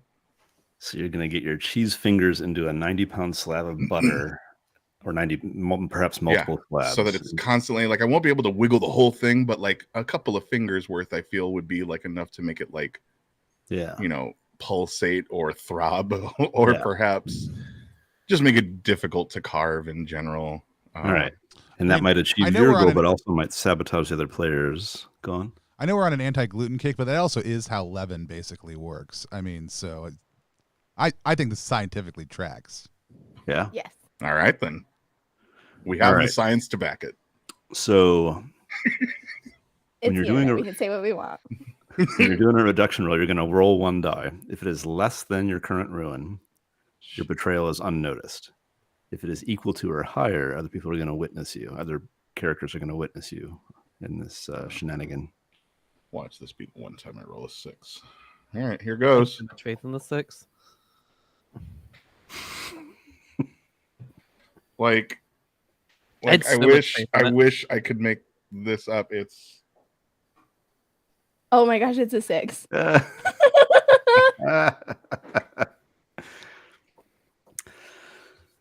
So you've described your sabotage here. The rest of you, how do you witness this? How do you see what Mantequilla is up to? What do you feel about it? I think the only tool that Jose had that Jose had at their disposal was a cheese knife, but like it just because of the structure of fingers and how they need to be utilized, it's tougher cheese, like it's a little more dried out. So I think Paula just hears like frustrated, like trying to saw off own finger sounds. And looks over Sarah, as a player, I'm going to go ahead and need you to demonstrate what kind of sound that is. I think Bright should do it in the accent, if I'm being totally honest. He is, in fact, a professional voiceover actor. I'm sorry. Do you want the sound of the actual removal of said fingers? I want to know. What is Jose muttering to themselves as they do this? Okay, vamos a ver si puedes hacer la escultura así, si no, pendeja este aquí. I'm going to get everything I want, and you're going to shit your pants. And I'm going to get everything I want. No me digas que I don't win. Yeah, 100%. I see that, and I look over, and they're behind a tent, but they drop one of the fingers on the ground, and like, oh shit, and have to like pick it up. But it takes a couple tries because they don't have as many fingers as they used to. So there's just this like quiet cursing, bumbling. But all I can see is like a couple inches as the tent doesn't come down all the way. That's what I see. A little inchworm as it like crawls back. Yes. To me. I think. Yeah, Polly. I think as this happens, and Paula sort of alerts me to this. I think I see this and I'm sort of like, oh shit, that's mozzarella sticks. Polly, also you have the feat of hubris #1 foam finger. Are you? I'm drawing attention to this. That man's got mozzarella sticks. And, I'm picturing then that Mantequilla holds up their hand and this is all that's left. You know, it's interesting that you choose this because I do have the ability #1 foam finger. You have the #1 foam finger also? No, I just used that.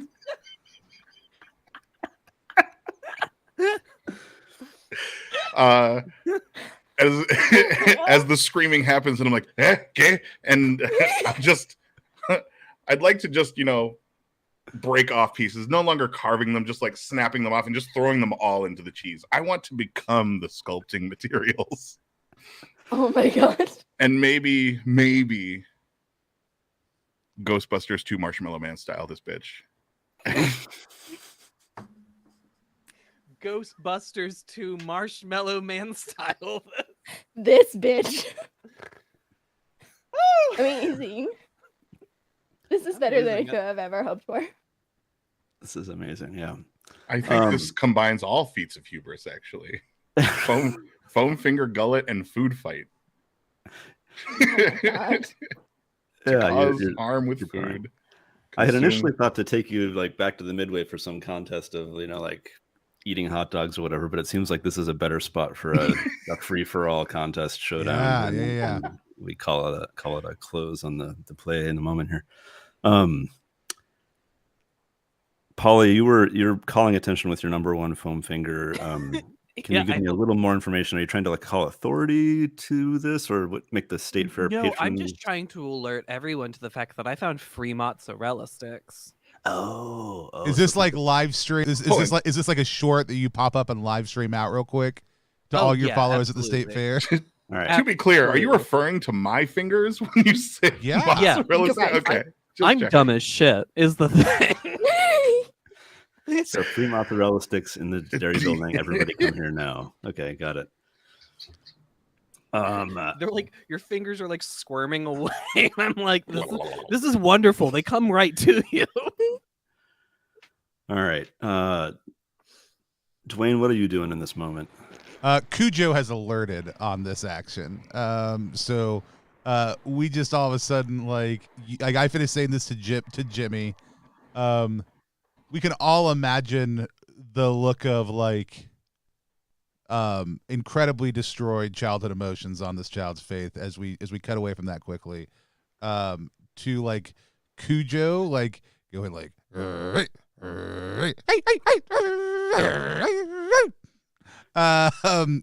at the goings on of a cheese imp trying to become one with the butter.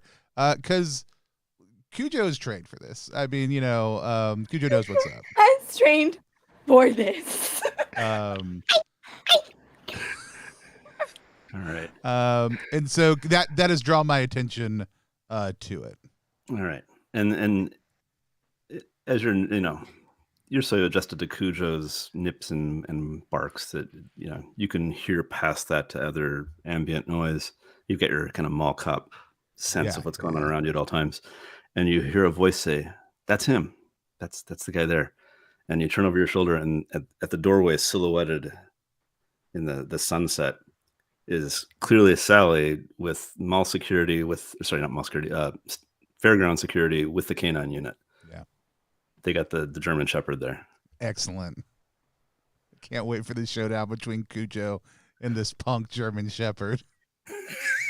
Oh my God. Get him, ankle biter. And Paula, how are you engaged with this craziness? So I think I see Dwayne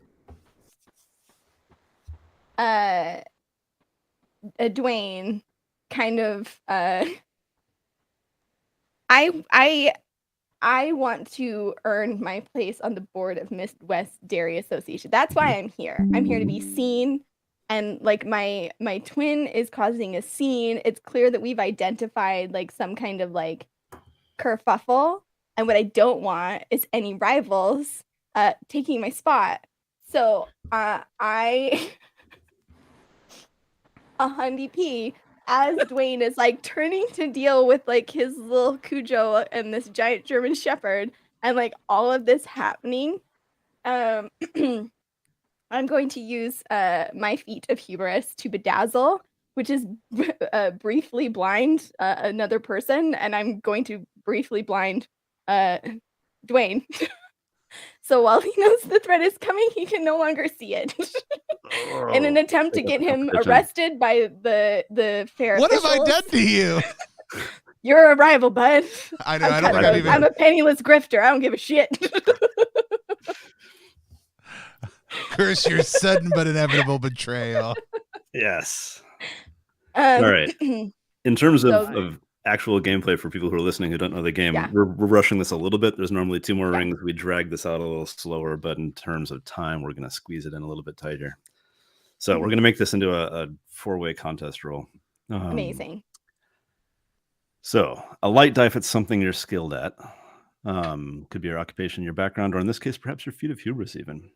So most of you are going to have that probably. We've definitely got the number 1 foam finger. We've definitely got food fight. We've definitely got Service Animal. We've definitely got Bedazzle. So yeah, you've all got a light die. Take a light die for each point of ruin you currently have. Oh, by the way, so Mantequilla, you could have dropped your ruin from 5 to 4 if you want. I'm sorry, I forgot to mention that. So when you did that would be nice. Your reduction roll, the betrayal. Sick. Okay. Even though I failed. So failing means that you're seen. Oh, right. You can still choose to reduce it. I remember now. Yes. Yeah. So for most of you, 3 or 4 light dice there, additional, and then take a dark die if the contest itself is inherently deadly or dangerous. I don't know if Polly's really in inherent danger yet. No, I don't think so. And Paula, you're not in inherent danger. I don't think. Right? I think Dwayne is. Yeah, Dwayne, I'm feeling like. And there's inherent danger here. Also, like I think Montague's broken in multiple pieces. Yeah, I think me and Montague are definitely in inherent danger. Yeah. Somebody's gonna think that these are like weird, like Doritos new mozzarella sticks that are like, or something like that. Well, and like here's the thing you may not know. Montague's trying to become butter, but butter might become cheese. Like he could lose himself in this completely. Oh my gosh, what a metaphor! Yeah. When you seek revenge, you lose yourself in it. Are you kidding me? Are you fucking kidding me? The whole time. All right, and then lastly, each of you can take as many additional dark dice as you are willing to risk. 6s are success. 1s increase your ruin. Okay. On the dark so dice. for the I want to make sure for the light dice. So it's how many ruin we have. So I have 3 light die, Correct. 1 to roll normally, and then 1 for my feet of hubris, right? When you say 3, do you mean 3 total? You have 3 ruin, so 3 plus ruin. 1. So you should have 4 light dice. 4 light dice. Okay, perfect. 5 light dice and 1 dark die. 50. Got it. And then I'm going 4 and 4. Let's go. If we have multiple feats of hubris we're using, do we take multiple die, or can we only use 1 at a time? Let's call it 1 at a time right now. Okay, that's fine. And then however many we want to risk on top. Oh, and you said take another dark die that's potentially deadly? Yeah, and the record I've seen thrown is 21. Somebody threw 21 dark dice once. Yeah. I'm my throwing God. 8. Keegan, I was saying You that's son of a immediately bitch. going to sound like a challenge to Keegan. It did. I It threw did. 8 too. I hate you. Oh, I'm throwing 8 dark dice on He's top throwing of my 8 4. extra dice. Same. I did 4 and 8. Sarah, what the hell? You know what? You deserve to be conjoined twins. Keep rolling, baby. Keep Hold rolling. on. I've got 5 light dice. Let's get all my dark dice out. All my dark dice. Coming soon on All My Dark Dice.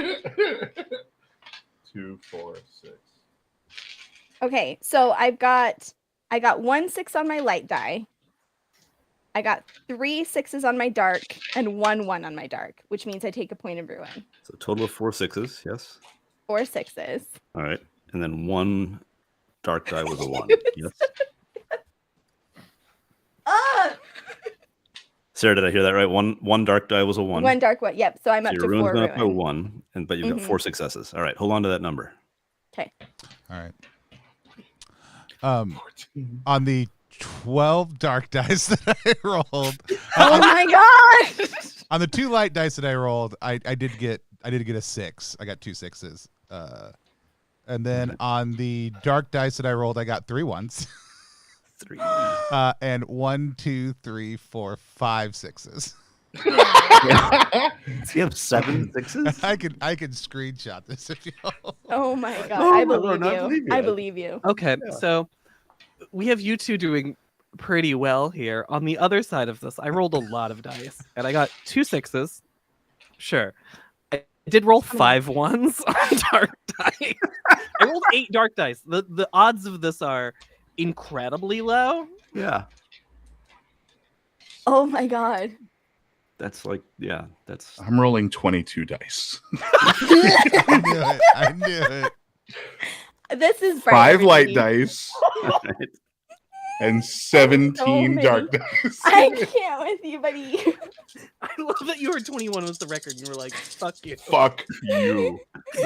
On my light dice. We go with... Oh, Jesus. I need to get This air. is This was a mistake. yeah, it was funny. That was. Oh my god. Oop. 1, 2, Three. Oh no. Oh God. Wow. 4. We want 6s and 1s. Is that like the idea here? Yep. 6s Six total, success, 1s and ones 1s on on the dark dark only. dice. Okay. So I've got 2 1s on Jose the just dark. becomes a crater, a cheese crater in the ground. It was As he easier to switch to a digital cheese roller for out. me for I this. I'm aiming to Terminator 2 and just spikes out of all the cheese and kill every contestant that I isn't was us. expecting more of an Akira moment at this point, honestly. Oh Like, my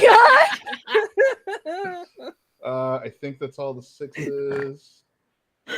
No, Oh my no. gosh. All right, so I have 5 6s on the dark dice, 2 Oh, man. 1s on the dark dice, All right. 2 1s on the light dice, and a 6 on the light dice. So you have a total So of grand total of 4 1s and 6 6s. Ignore the ones on the light dice. So you had 2 dark ones. Yes. Yes. All right. So your ruin's going to go up by 2, which is going to be a 6. terminal condition for you. It'll bring you to 7, I think, or 6. Sorry, 6. 6. Yes. But you got 6 successes. Paula, you have 4 successes, Yes. and then your ruin went up by 1, so you're still alive and kicking. By my math, I think I am the only one. I think you're right. Yeah. Dwayne, you had 7 6s. I had 7 6s, making me the most successful. Oh, actually, hold on. Sorry, one fell back in the pile. No, of you're a 6s. liar. Don't even. I don't want to hear it. Look at it. Look, so I was looking at these, and I was looking over here. Yeah, And then whatever. One more How much 6 time did over you have here. to move that ever? No, I'm fine. It's whatever. I was like, I threw all of these. If we It's get a just- contested victory level by both of us, and both of us died, I'm very here for that. So that's I'm great. about Yeah. to die. I think you both are, because I Dwayne, you're going will. up I 3 will in die ruin, to right? make Tony's Yeah. success. You know what? Just give No, all my I'm dying 7s also. to It Tony. doesn't matter. It doesn't matter. I'm dying also. Yeah, you're- here's the thing, Bright, is 3 of us just fucking died.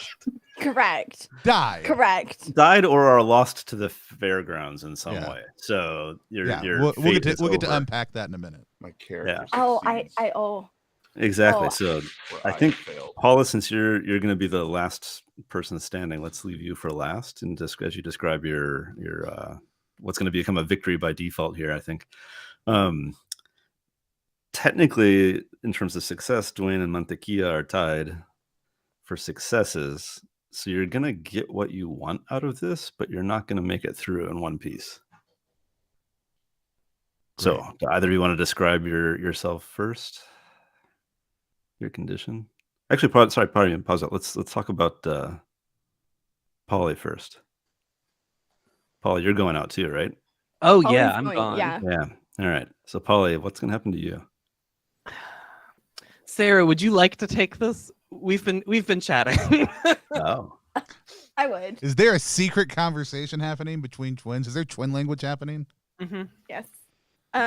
So as Jose, who has split apart parts of the whole, and the fingers have been scattering around the fairground, escaping hungry fairgoers, trying to snatch at them, unbeknownst to Jose, as the different aspects of his cheesy form have reached different parts of the fair.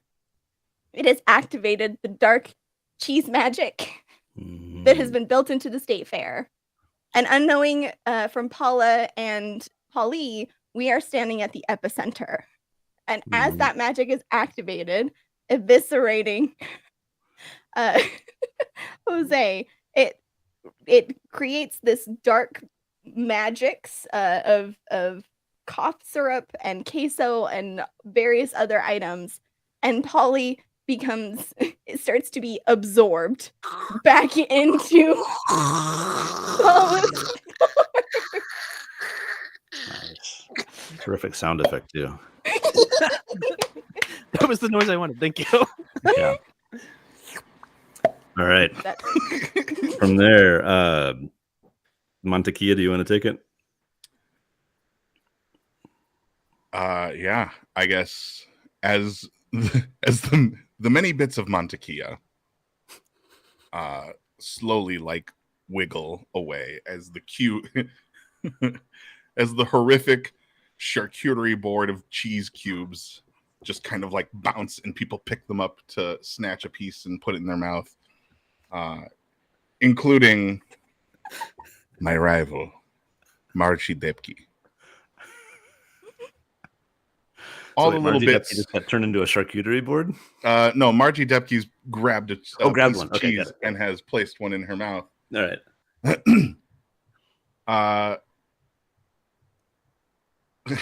Like some sort of horrific doomsday, or like several little bitty T-1000s in everybody's mouth.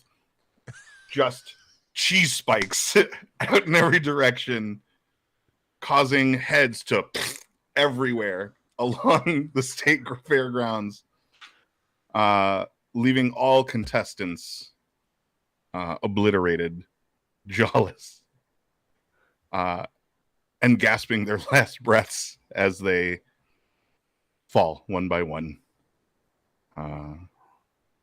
The head of Jose Mantequilla sitting on his own table, the only piece left, is the only appearingly finished sculpture and wins blue ribbon.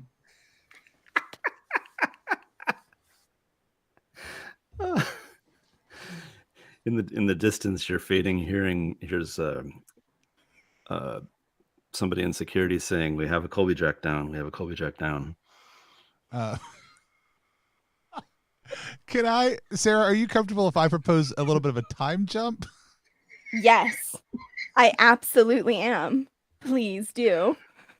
So I think as we zoom in on his head and we hear that come over the thing, all of a sudden, like, we get a sense like the head stays centered in the screen, but then like the background changes slightly.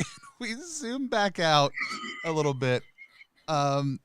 And it just says 5 years later. Amazing. And as we zoom out, we see Dwayne wearing like there it is. There were scenes of, you know, horrible violence committed with food dog between security guards. Head started exploding, right? All that. We zoom in. 5 years later, zoom out.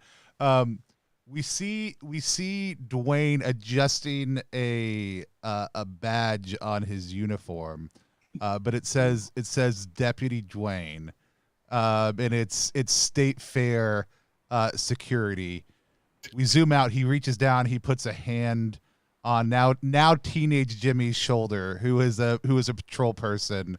There's a litter of German Shepherd poodle poodle mixes surrounding them, and all of a sudden Sheriff Sally opens the door and says, "She's ready for us." And we traipse over to the main arena in the state fairgrounds, where the top prizes are produced. And we walk in and we look up. We look up and see whatever's happening with Paula now. Who has absolutely sitting there. It's summertime, and so she has opted to wear a crop top, which her staff truly resents, because on her side is just the twisted visage of Polly's crying little face. And reabsorbed back into her. Oh, the dream has happened. And Paula just turns and looks and says, "Save me, baby." I'm ready to judge. And then it fades out.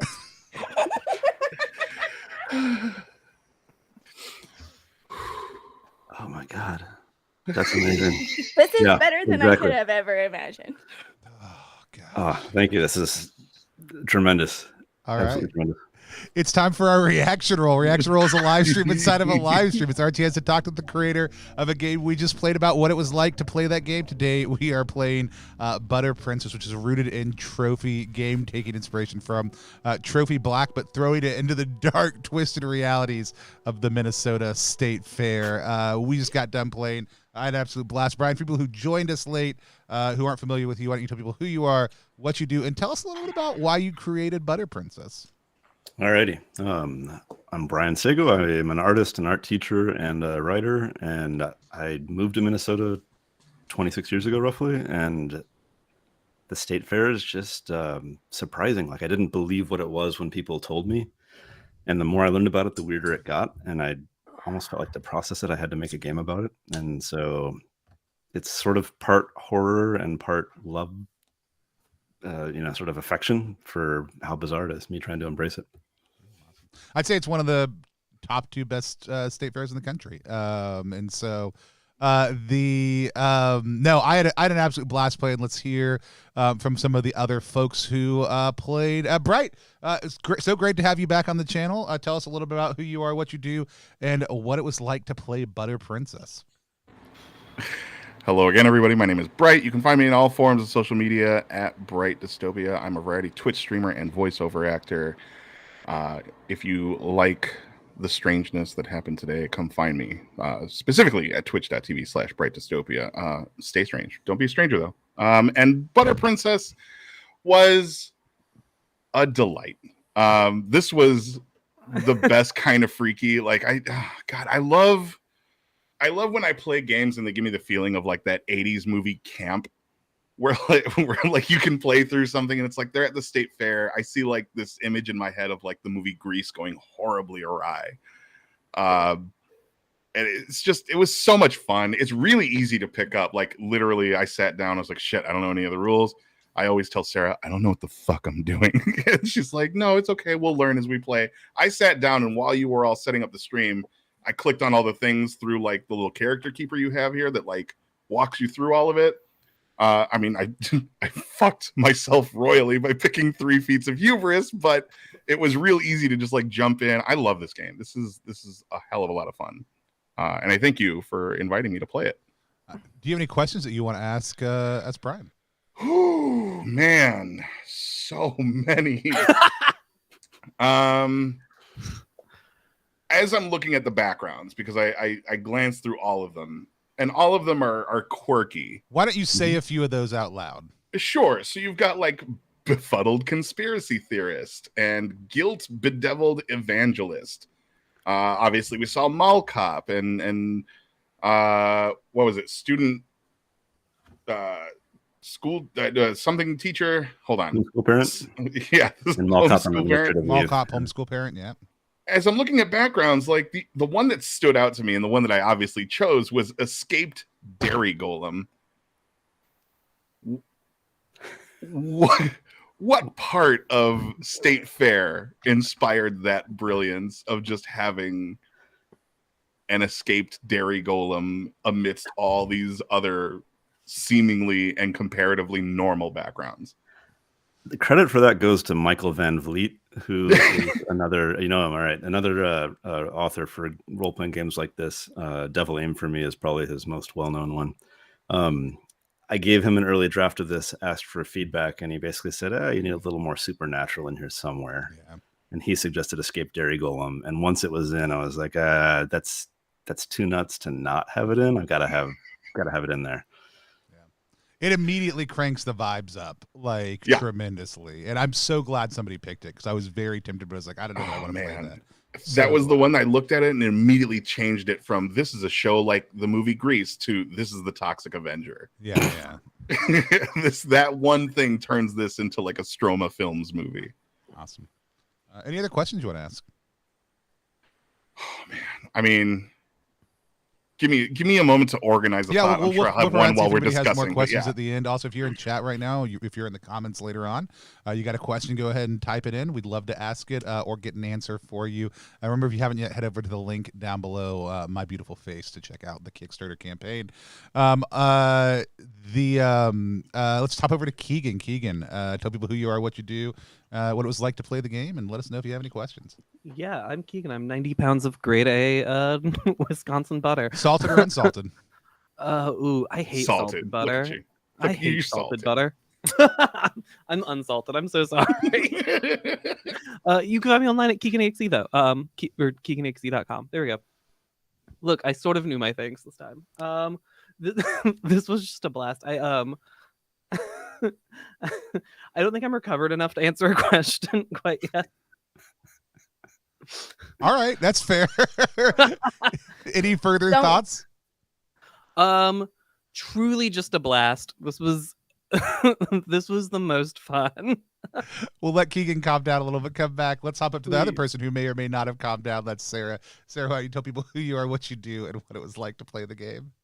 Yeah, hi, hello. I'm Sarah Franco. You can find me in all the places: Twitch, Twitter, TikTok at Franco.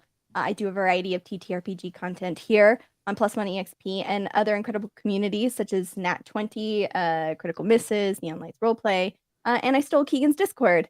I have a lot of questions. First, I want to just be very excited about this game because I'm going to echo something that Bright said. What I really liked was I like games that can just be played. Like if you wanted to just be like fair goers, you know what I mean? Just like regular people doing that thing, you could do that. Like obviously that's not the kind of game Keegan and I decided to play today as conjoined twins. But what I loved about it is it didn't feel, and I think this is kudos for you running the game as well, but like it didn't feel like it broke the game. Like the tone just kind of naturally shifted to that like goosebumps, like weird 80s kind of weirdness, right? Like I feel like alongside our weird story, there's like a couple of kids like trying to figure out some mystery and now we're traumatized forever. But my question is like, when you were playing this, did you find that people just lean into that ridiculous, or have you seen a more mildly toned game? You know what I mean? Yeah. I've played this a half a dozen times, and everybody's leaned in hard on the ridiculous in one way or another.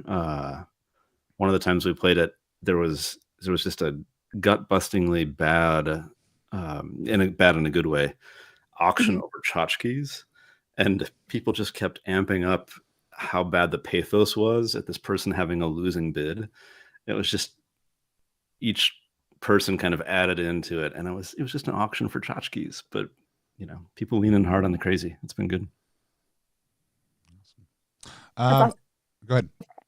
I was just gonna say, I think that's what I think is wonderful about games like this, though. Particularly, like whenever I play a new system, I try to think about like how would I get my friends who maybe aren't like into TTRPGs to like play this and whatnot, and being able to like push on the bounds of a game to see how silly it can get is often like the best indicator of like, yeah, this is a good time. And I really feel like this. I love the idea of like, you're not playing to win.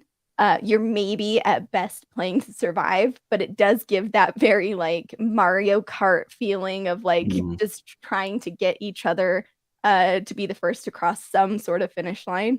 And I really like that. That's a perfect way to describe it. Thank you. Yeah. I had a blast playing it. We played Token on stream, which is rooted in Trophy also too, but I think this is the first game that's like very much core Trophy, even if it's thrown into a different place than that we have played on stream. So it's a very exciting one to have. Like I said, this one just ticks a lot of boxes for me. I love Trophy because of its structure. I think learning how to play Trophy and design in Trophy teaches you how to run better adventures. I think there's a lot of things the system teaches you, but I always love when somebody takes something that has a really strong fantasy vibe and then throws it somewhere else entirely to see what that does. And I love, like, I'm a huge fan of the Crapland setting for Troika by Sean Richter, which is basically just very much a weird modern suburban setting. So you have a lot of these kind of very easy touchstones that people can grab and hold on to, mixed with totally bizarre weirdness. And this does that just so equally well. Like two tremendous things. And I love the pamphlet brochure format of this game. Like the physical format of this game is tremendous and super enjoyable. It's kind of like a found item that you might pick up at a fair or at a hotel in the lobby near a fair, telling you to go to that fair. And the like, just the visual reality of it all is just tremendous. And that's how Mike Martin's work. I wrote the thing. Mike Martin's is the one who gave the visual identity to it. But the whole, like I said, the whole form factor is very good. But I think that's for me. Like you've talked about it already. I loved, in addition to Trophy and what it does and why I like all the things of it, having read it numerous times and having played Trophy Gold a number of times. I remember the first time I looked at a cow at a butter sculpture very closely, because again, Texas State Fair, big thing. These big refrigerated cases, but you can get up oftentimes very close to them because they keep the glass kind of tight in, so you can see some of this detail. And I remember my clearest memory of butter sculptures as a child, and I'm probably about 10 years old at this point, is is looking at a sculpture of a full-size cow that is made out of butter, and there being flies on the cow's ass. But they were like these intricate, beautifully like somebody got in there and They were did butterflies. these flies, right? Yeah, they were butterflies. And so it was great Amazing. joke, but it was also like the detail and intricacy that went into that, rather than just be like, here's a cow. Like, here's a cow caught in motion in nature, captured in butter all of a sudden, is something that is such a singular experience. And then knowing like butter sculptures go away when you're done with them. Like they don't live on forever. They are ephemeral. They're there for the summer, or even sometimes a couple of weeks out of the summer. And then they're gone. And it's such a beautiful moment that you're able to capture. And if you get to see it, you get to see it, and otherwise you don't. And there's a level of play, any experience sitting down and playing a game, that unless it's immortalized for all of humanity, like this one is, it's ephemeral also too. And so just those two things, this is butterflies on a cow's ass good. I had a tremendous time. I love seeing it thrown into that setting. Here's my question for you, because I always love to ask this question, even though it doesn't make sense. What other weird thing are you in love with that we're going to see your next weird trophy hack from? That's my real question. I was about to actually invite you if you want to play this winter. I wrote a thing called Pick Me, which is Toy Story meets David Cronenberg. I absolutely want to play that. How could we not? So we'll look forward to that also too in the future. You recontextualize some of the language on this, but it's very core Trophy Dark. What were some of the biggest challenges you had when you were thinking through translating the Trophy Dark mechanics into the setting and the way you wanted that to work? It was trying to take skills and make them modern, like, take modern day skills and not have overlap. Like, is exhortation and strong arm too much the same in how they play out in the setting? That was probably the biggest thing that I had to analyze and pick apart. And the rules of Trophy are, to me, it's such a well-written game that I don't need to change the rules. Really, it was more just verbiage and word choices to make sure that all the words were useful. I've tried to, when I've run this in the past, when we play 5 rings, most people hit on almost all their skills at some point in the game, and they find a way to use each feat of hubris. I was trying to write it so that nothing got wasted, if that makes sense. Yeah.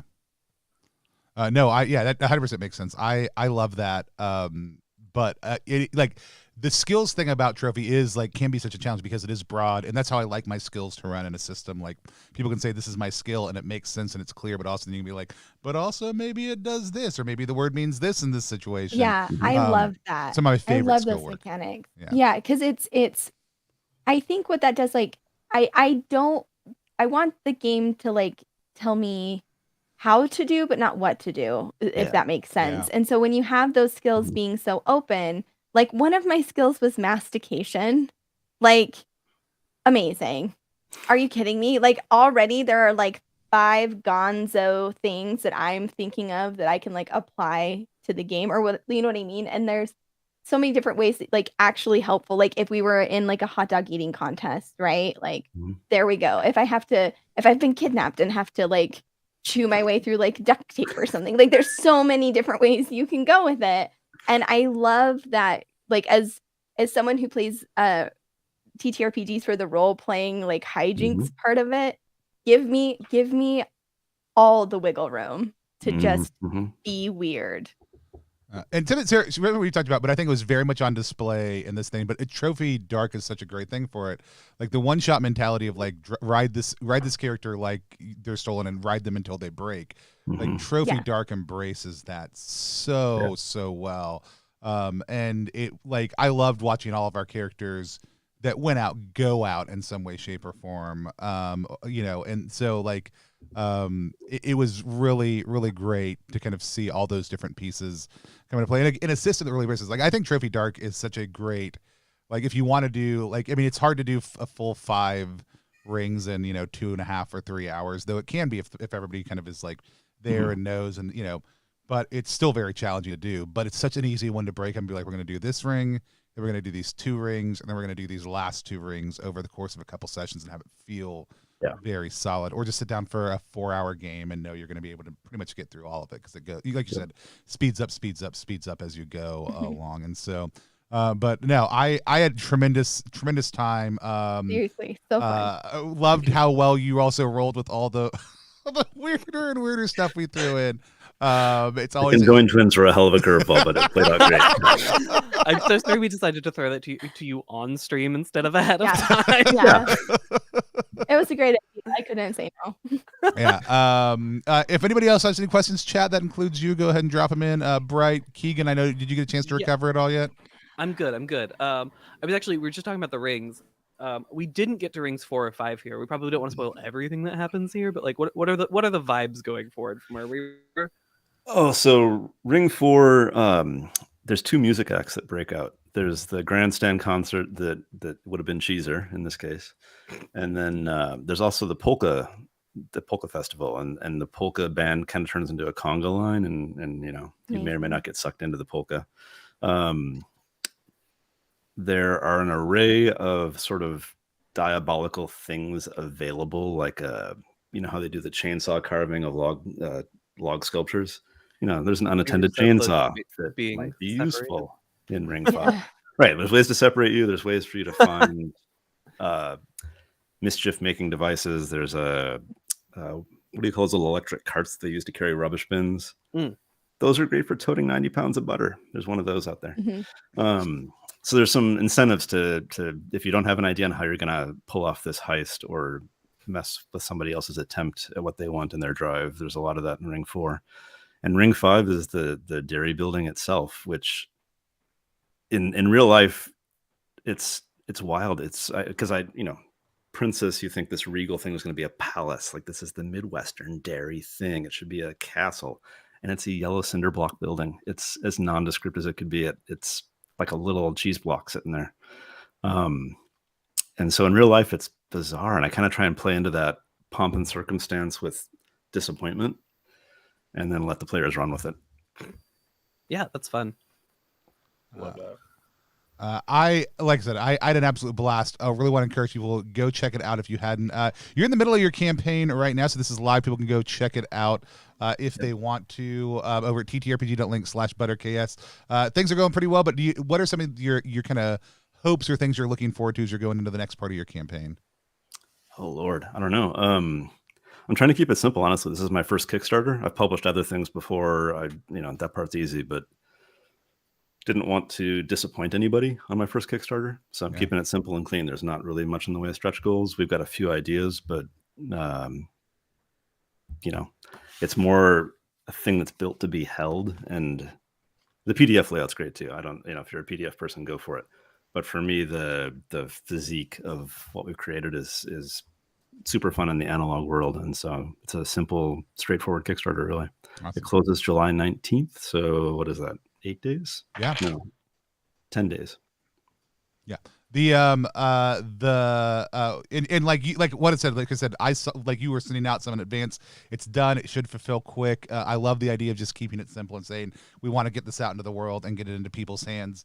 And so we again want to encourage people to go check it out. It's always great to see somebody be able to get a bigger project into print and something really cool like this is easy to throw down, especially if you need something to fill in one night, want to try out Trophy Dark for the first time. This is a great entry point into the system. And we're big fans of both the system and Brian, now your work also too. We've got a couple of great things coming up I want to draw people's attention to.